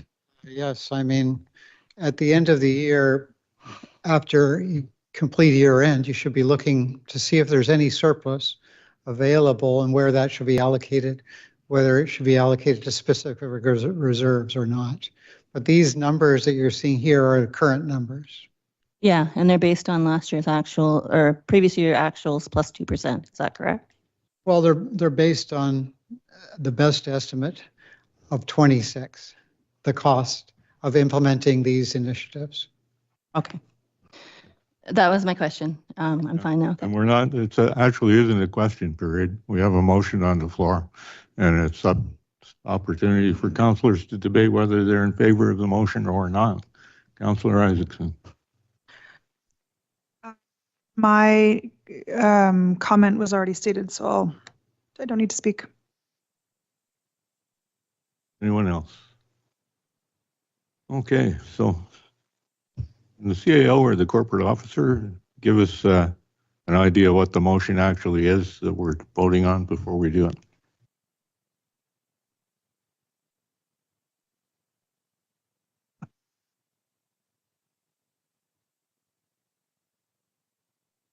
Sorry, Your Worship, I missed the question there. I think we're working on it right now. I see things appearing on the screen. Wanted to know what the motion was. I've got it as motion to include the change requests as set out Or when draft 2 comes back, draft 2, draft 2, you change it goes exactly as on the screen now. Yeah. Just, do you have some information to provide on that? I need Answer to that question? I need a question of Would you like to need a talk question of clarity for this motion then. What do you have to say, Councillor Isaacson? So the change requests talk about 2026 and 2027. Would draft 2 incorporate these changes over the full 5-year period of the plan? That's correct. Thank you. I think everybody can see what we're voting on right now, and I think it's important that we understand that it's a possible increase in taxation in both 2026 and 27.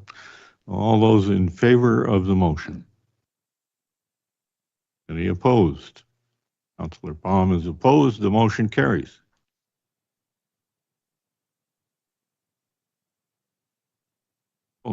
Next, I think if you have any more next steps, CFO, they'll be fine. Otherwise, I think we would be getting into the recommendations that are in the package. Yes, through the chair, I'm just going to go into the actual report. Okay. Came with a budget document and go over some motions that we would like council to consider.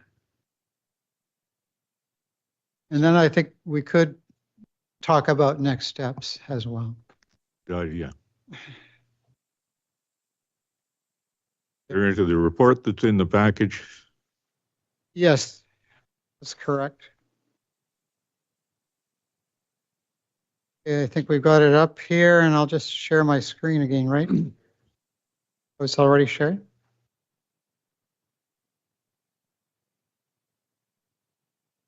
So there was a report and some of the information in the financial plan document was repeated inside of the report. Mm-hmm. But so we did want council to focus in on the recommendations that are being brought forward inside this report. And of course, you know, we would like any further direction from council as to what other changes that they would like to see besides the motion that has just passed in terms of draft 2 of the budget. So you can see up on the screen that there are these changes that were, motions that we were asking council to consider.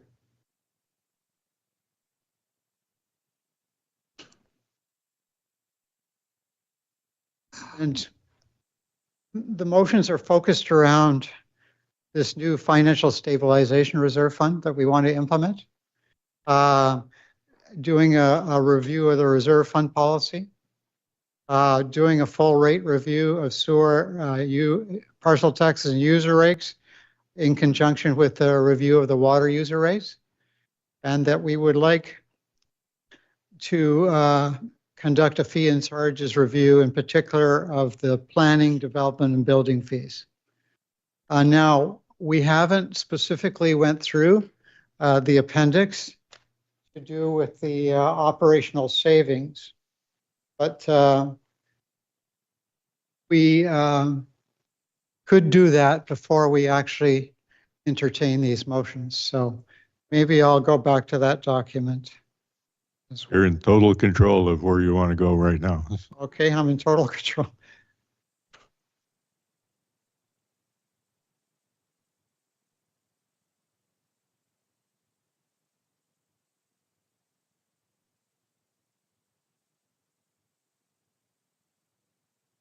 All right, report here.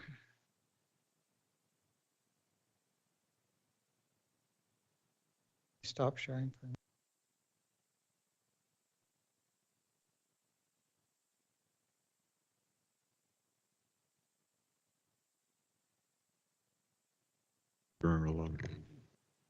Can you share?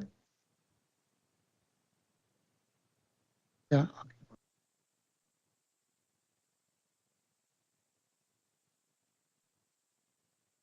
So I'm just going to go through that appendix, which was included in the financial plan document. So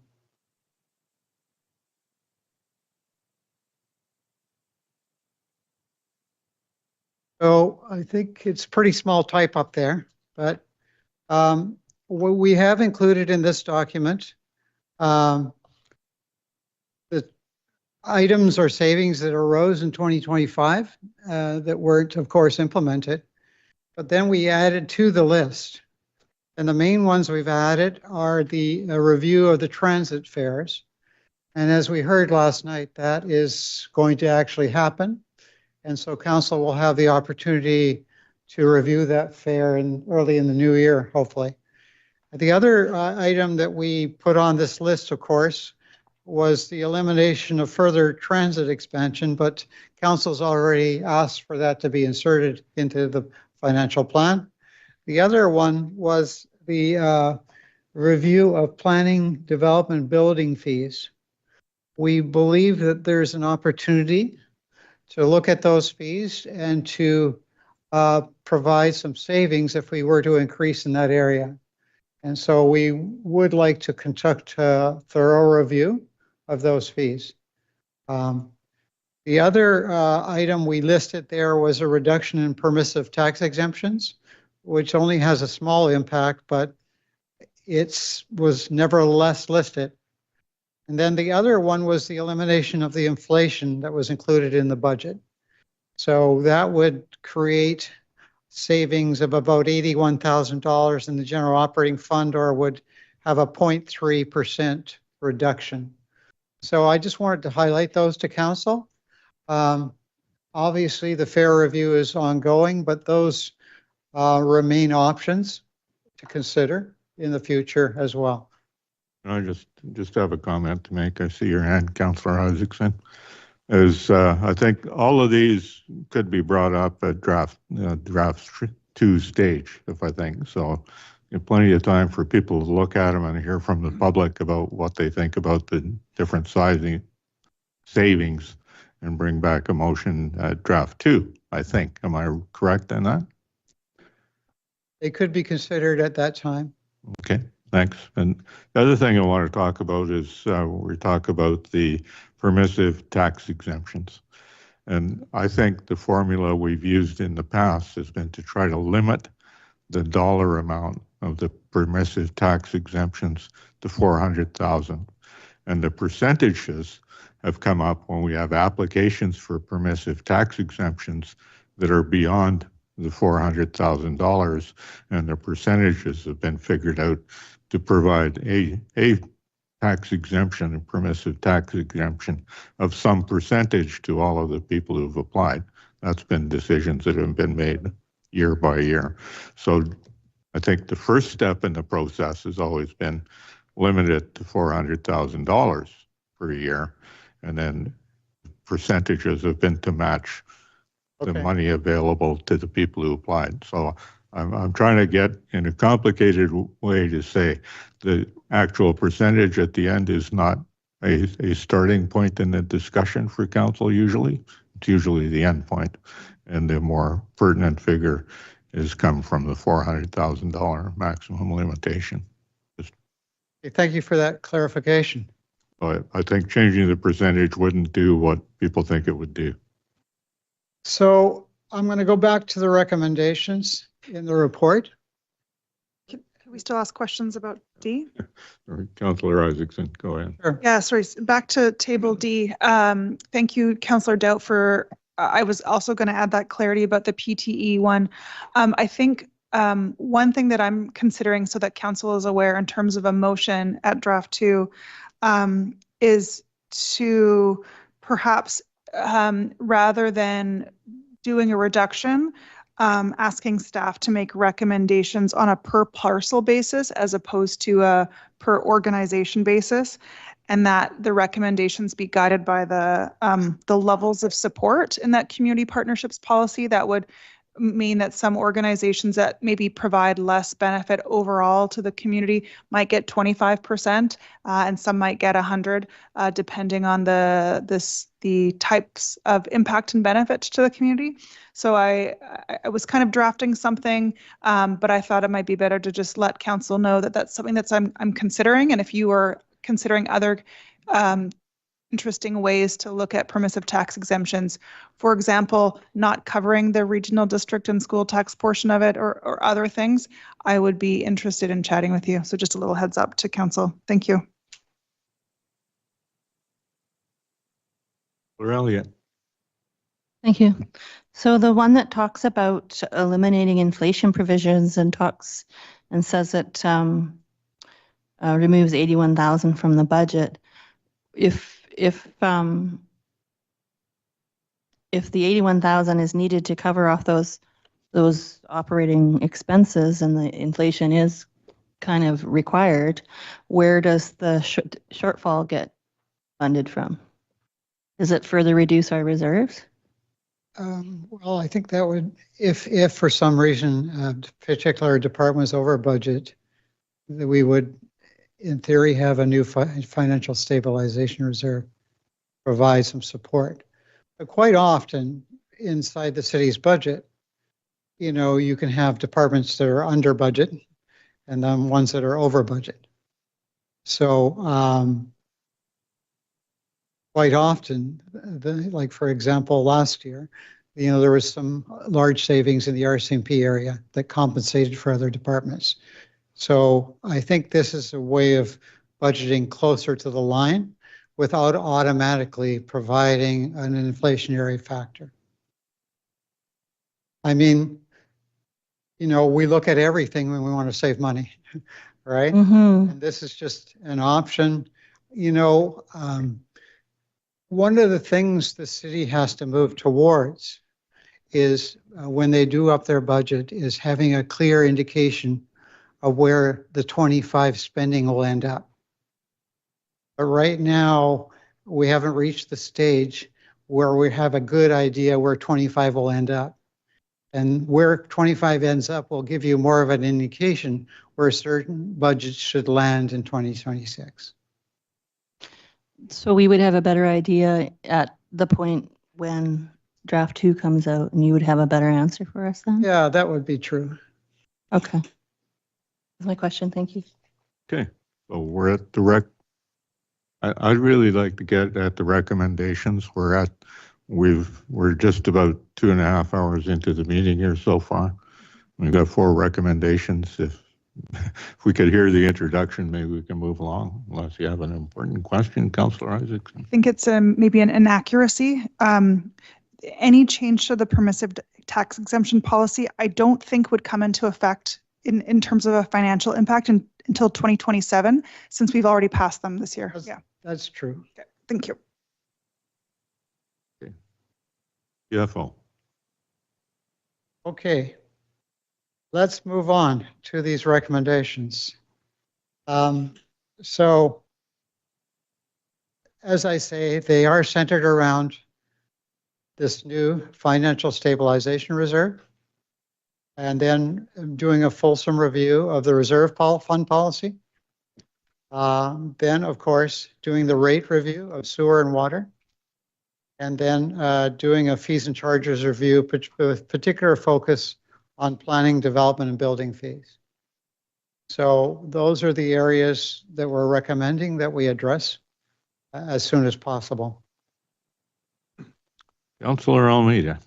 Thank you, Chair. I had 2 questions there with the bullets on section 1. I might have maybe read this incorrectly when I was preparing. The elections, part of the reserve fund, did I read that it was 64,000 for 2026 because it was the year of the election, but we don't put into the reserve fund for other years, or did I misunderstand that? We add to the reserve a bit annually as to pay for the election, which comes every 4 years. So more or less, but I think the amount of money going to the reserve matches the cost of the election, basically. And then do we spike it up in the year of the election to make sure, or is it a consistent amount every time? It's usually consistent. Okay. We do add a bit of inflation. For example, for the 26th election coming up, we did add an inflationary factor for this election. Gotcha. Okay. And that there is the election in 2030, if we're thinking that far ahead, and we have added extra money for that as well. Okay, I might have misread it then. And the second part I was curious about with the field user fees. As I've attended the field user meetings, I'm involved in a couple of those groups.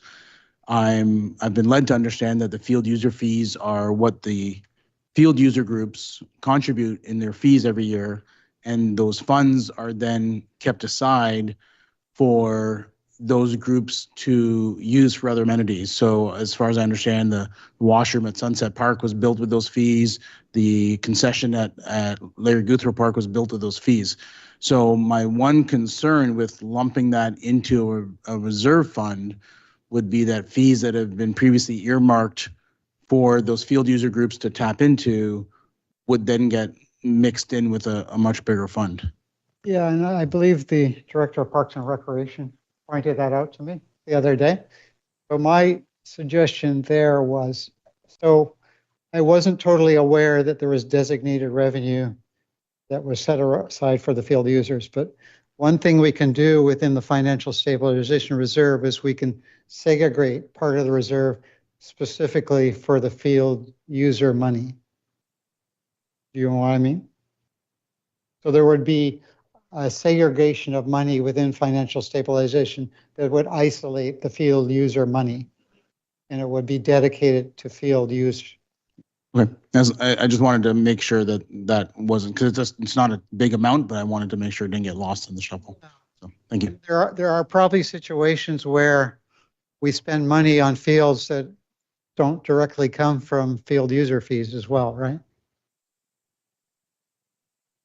Oh, Councillor Elliott. Just a follow-up. How is it different or beneficial to the city to have it segregated within the reserve, or having it standalone on its own?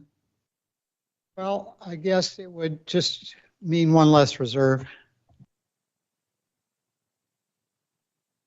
Okay, I just mean as a book exercise, you're separating it and basically restricting it anyway. And wouldn't that be actually easier just to have it in its own? It's an option to do that, or else to keep it separated within the financial stabilization reserve. There is an option to keep it separate by itself as well. Is it a wash as to what's better for the city, or are we somehow going to benefit from that? As long as the money is separated, I don't think it makes a difference. Councillor Palm. Yeah, through the chair, I'm a little puzzled by this recommendation of these 5 particular items, because I'll just refer to the user fee. And I know for years and years that user fee has been sitting there unutilized, and to a great extent. And I'm not sure, but I'm going to ask the manager of Parks and Rec, do the people that are involved with the sporting groups in town still meet to discuss the use of these fees with you? Through the chair, yes, they do. They had not been used for the last 2 years. We've reinstituted that process just this year, and they've earmarked some monies for some items. Okay, so just I hope there's communication being passed forward in this regard. Thank you. And in terms of health and safety, which is the largest amount on the page here, what are those funds designated for? Where are they utilized? Don't have much history around the health and safety funds, but if they haven't been used, I guess that tells you maybe they could be repurposed. That's what it tells us, yeah. Right. So just back to Councillor Elliott's question about the field user fees. If council feels more comfortable, we could keep it separate, the field user fees from the financial stabilization reserve. But if council feels more comfortable just isolating it totally and not having it segregated as part of another reserve. I'm going to make a suggestion here, Council, is that we've got the CFO and staff have made some recommendations. I'm going to suggest that if any councillor would like to move one of these recommendations, that they could do it now. We could see if it'll be seconded, and we could have a debate. We could make amendments or not make amendments. We could look at the fact that number 2 on the list is a recommendation that a revised reserve fund policy be brought back to council. So obviously that's an opportunity in itself to take another look at it when we see a policy. So I'm going to suggest that we look at these 4 recommendations, and if anybody feels it in their heart that they'd like to make a motion on one of them, that might help us get moving forward. Councillor Elliott. Thank you. I move that a financial stabilization reserve fund be established with the following reserve accounts being amalgamated into a financial stabilization reserve fund: bylaw review, elections, health and safety, and innovation. Sure. Councillor Alameda, I noticed that you've eliminated user fees from that. That's okay. So, I made the motion. It was my motion. I was going to speak to it. Okay, thanks. Yes, I did eliminate the field user fees, and that is because if there isn't a terribly lot of benefit to the city, it would certainly benefit the field users to see that it is in a separate account and would give comfort to public who have an interest in that. And if we're not getting some kind of fairly good benefit to offset this being separate, I think the benefit we get from comfort of folks in the public is worth leaving it separate, and it's more transparent for them, and I like that idea, so I've removed it from the list. Thanks. Thank you, Chair. Yeah, I concur with Councillor Elliott, and my reasoning being that as a city, we're going to have staff turnover, and one less note to remember as a sub point that the field user fees is a sub account of this reserve fund. I think just having it separate just makes it easier to make sure that those user groups have those that fund for special projects down the road. Councillor Isaacson. Thank you, Chair. Question for staff. The original recommendation was drafted as one large motion with that pursuant clause. Are we good with going through them one by one? Through the chair, I think we're good one by one.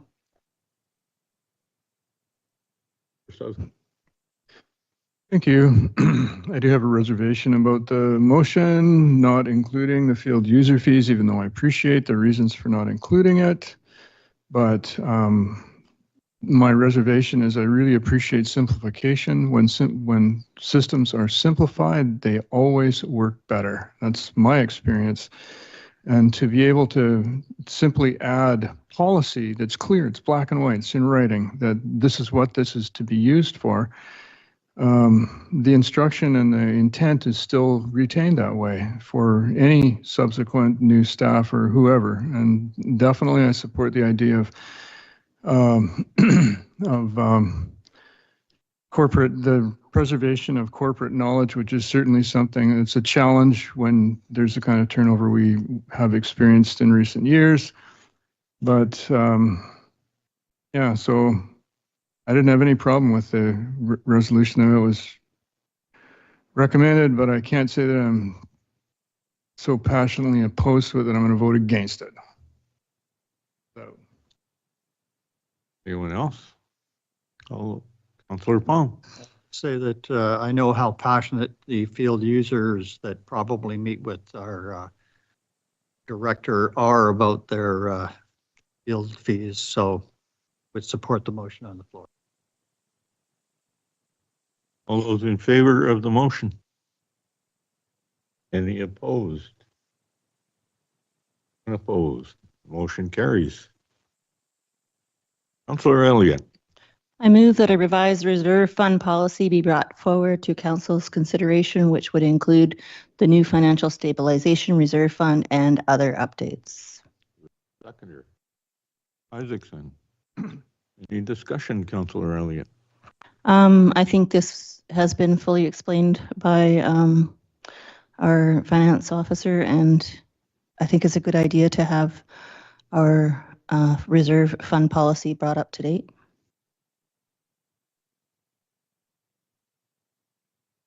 Those in favor of the motion? Any opposed? Motion's carried unanimously. For 3, Councillor Elliott, you're doing good so far. Thank you. I move that a full rate review of sewer parcel taxes and user rates be undertaken with the goal of placing the sewer systems on a sustainable financial path in conjunction with a review of water user rates. And there's an and, so I'm going to read the next one. That a fees and charges review and update take place with a particular focus on planning, development, and building fees. And I'd like to add from the table the fees for transit, a review of those as well. It's in Appendix D, I think it was. As long as you can tell us what you want to add. Yeah, I'm going to just read it right from here. Review of transit fares, which is in the Appendix D, the first item.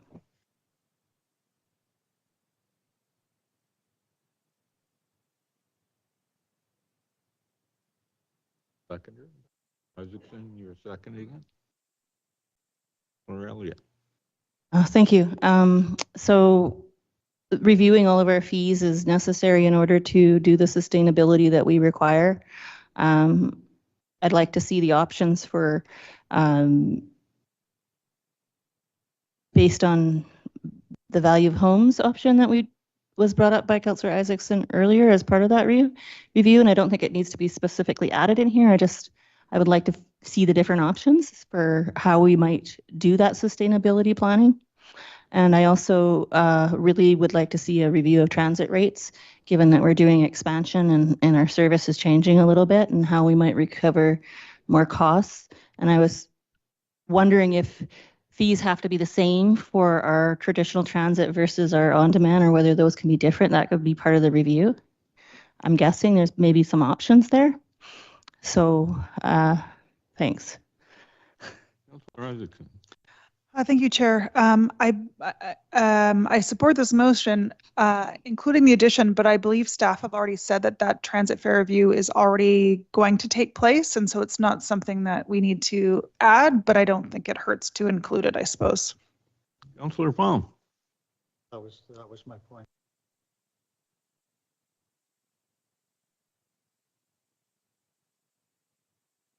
Yeah, we have it there. So my question for staff is, can you do all these reviews, and how long will it take?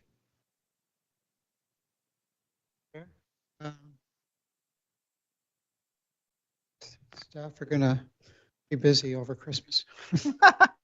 Oh. No, it's all right. No, we're going to get this done in the next couple of months. It has to be done. You can see the situation going on in sewer, and it needs to be corrected. And I think I would defer to the Director of Planning on the review of the planning development and building fees.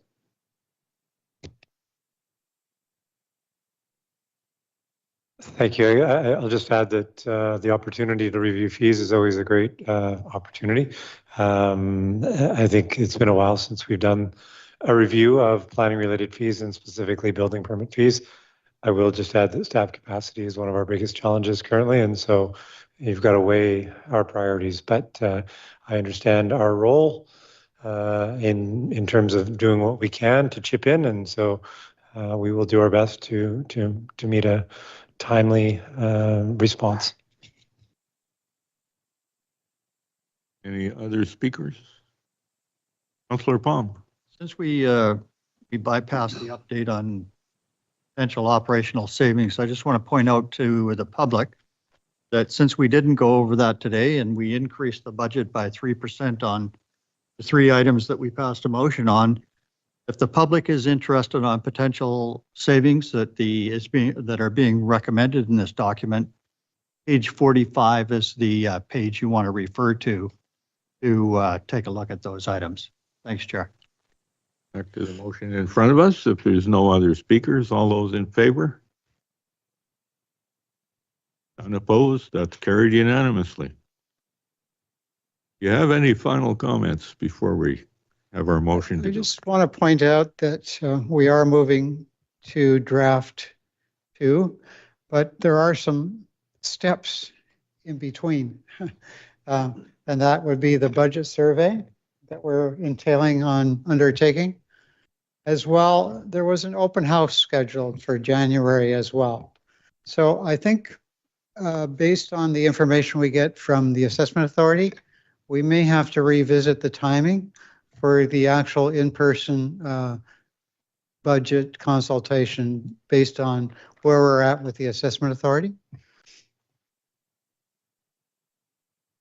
We will stand by for news. Okay, so I think that's the end. So Councillor Elliott, you added something to the agenda. Do you want to make a motion? Yes, please. If the corporate officer could tell me what my motion for going in camera would be. A point of order, Chair. When we adopted the agenda, we put that motion after public clarification. And so I think public clarification is first. Yes, you're right. I forgot that. Oh, here we are at public clarification opportunities. And the first one, member of the public we give an opportunity to is usually Mr. Glinsky from the Peak. Have any questions, sir?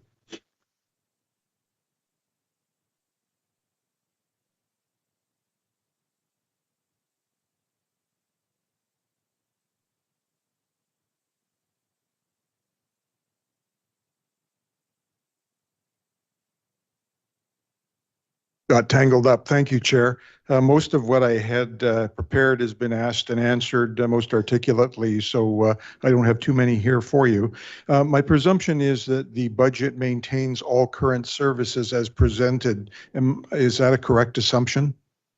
CFO? Yes, we will. Yes, that's correct. I thank the CFO for the response. With regard to Powell River Community Forest funds, it was articulated that they cannot be used for operational purposes, but I'm wondering if there's any other budgetary mentions that might help offset expenditures for the city in the coming year. CFO?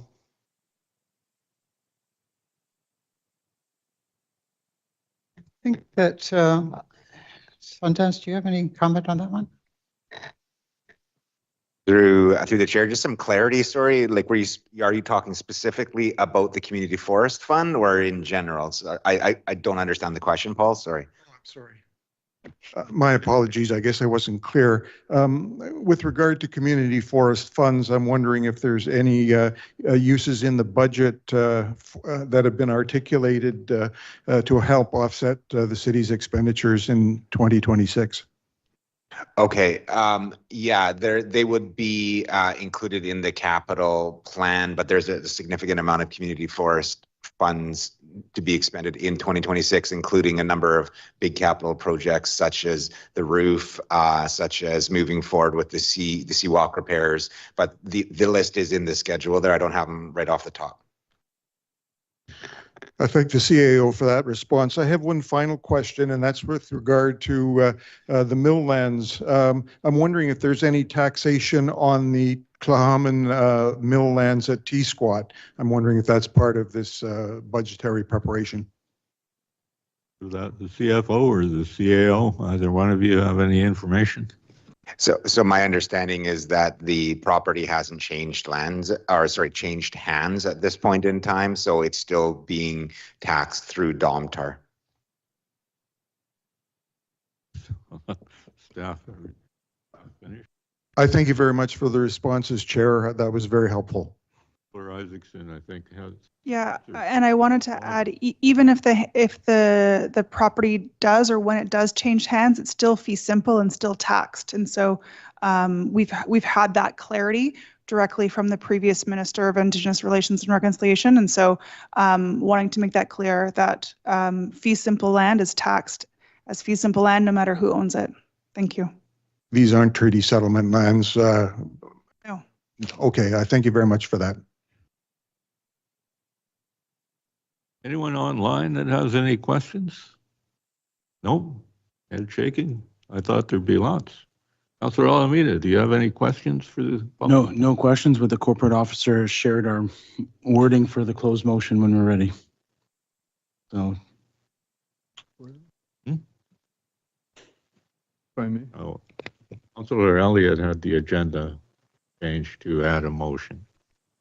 I believe we wanted the section that also included debating whether things should be in camera. If we add that, then that would be the motion I'm moving. And that's the one, yeah. So that council move into a closed meeting to discuss matters covered by the community charter under section 91, C and end. Seconder for the motion? Councilor Isaacson. Any discussion? Councilor Palm. Yeah, I have a little trouble with spending 3 hours on budget and then having to go into an in-camera session. I don't understand the urgency of this request. And I don't understand why it can't be added to our Thursday agenda, which is tomorrow. Councilor Alameda. Our agenda tomorrow is already jam-packed, and I don't believe, I thought about that too when Councillor Elliott brought the motion up, but I think we're going to be tight to get through the agenda tomorrow as it is without going crazy over time. So either way, we're spending a few extra minutes. Point of order, I think we debated and voted on this already. We haven't voted on it. No, we've debated. Voted on adding an item to the agenda. We haven't voted on having the closed meeting yet. All right, carry on then. So you've made a motion to add the closed meeting. Now council gets to vote on it. All those in favor? Any opposed? The motion carries.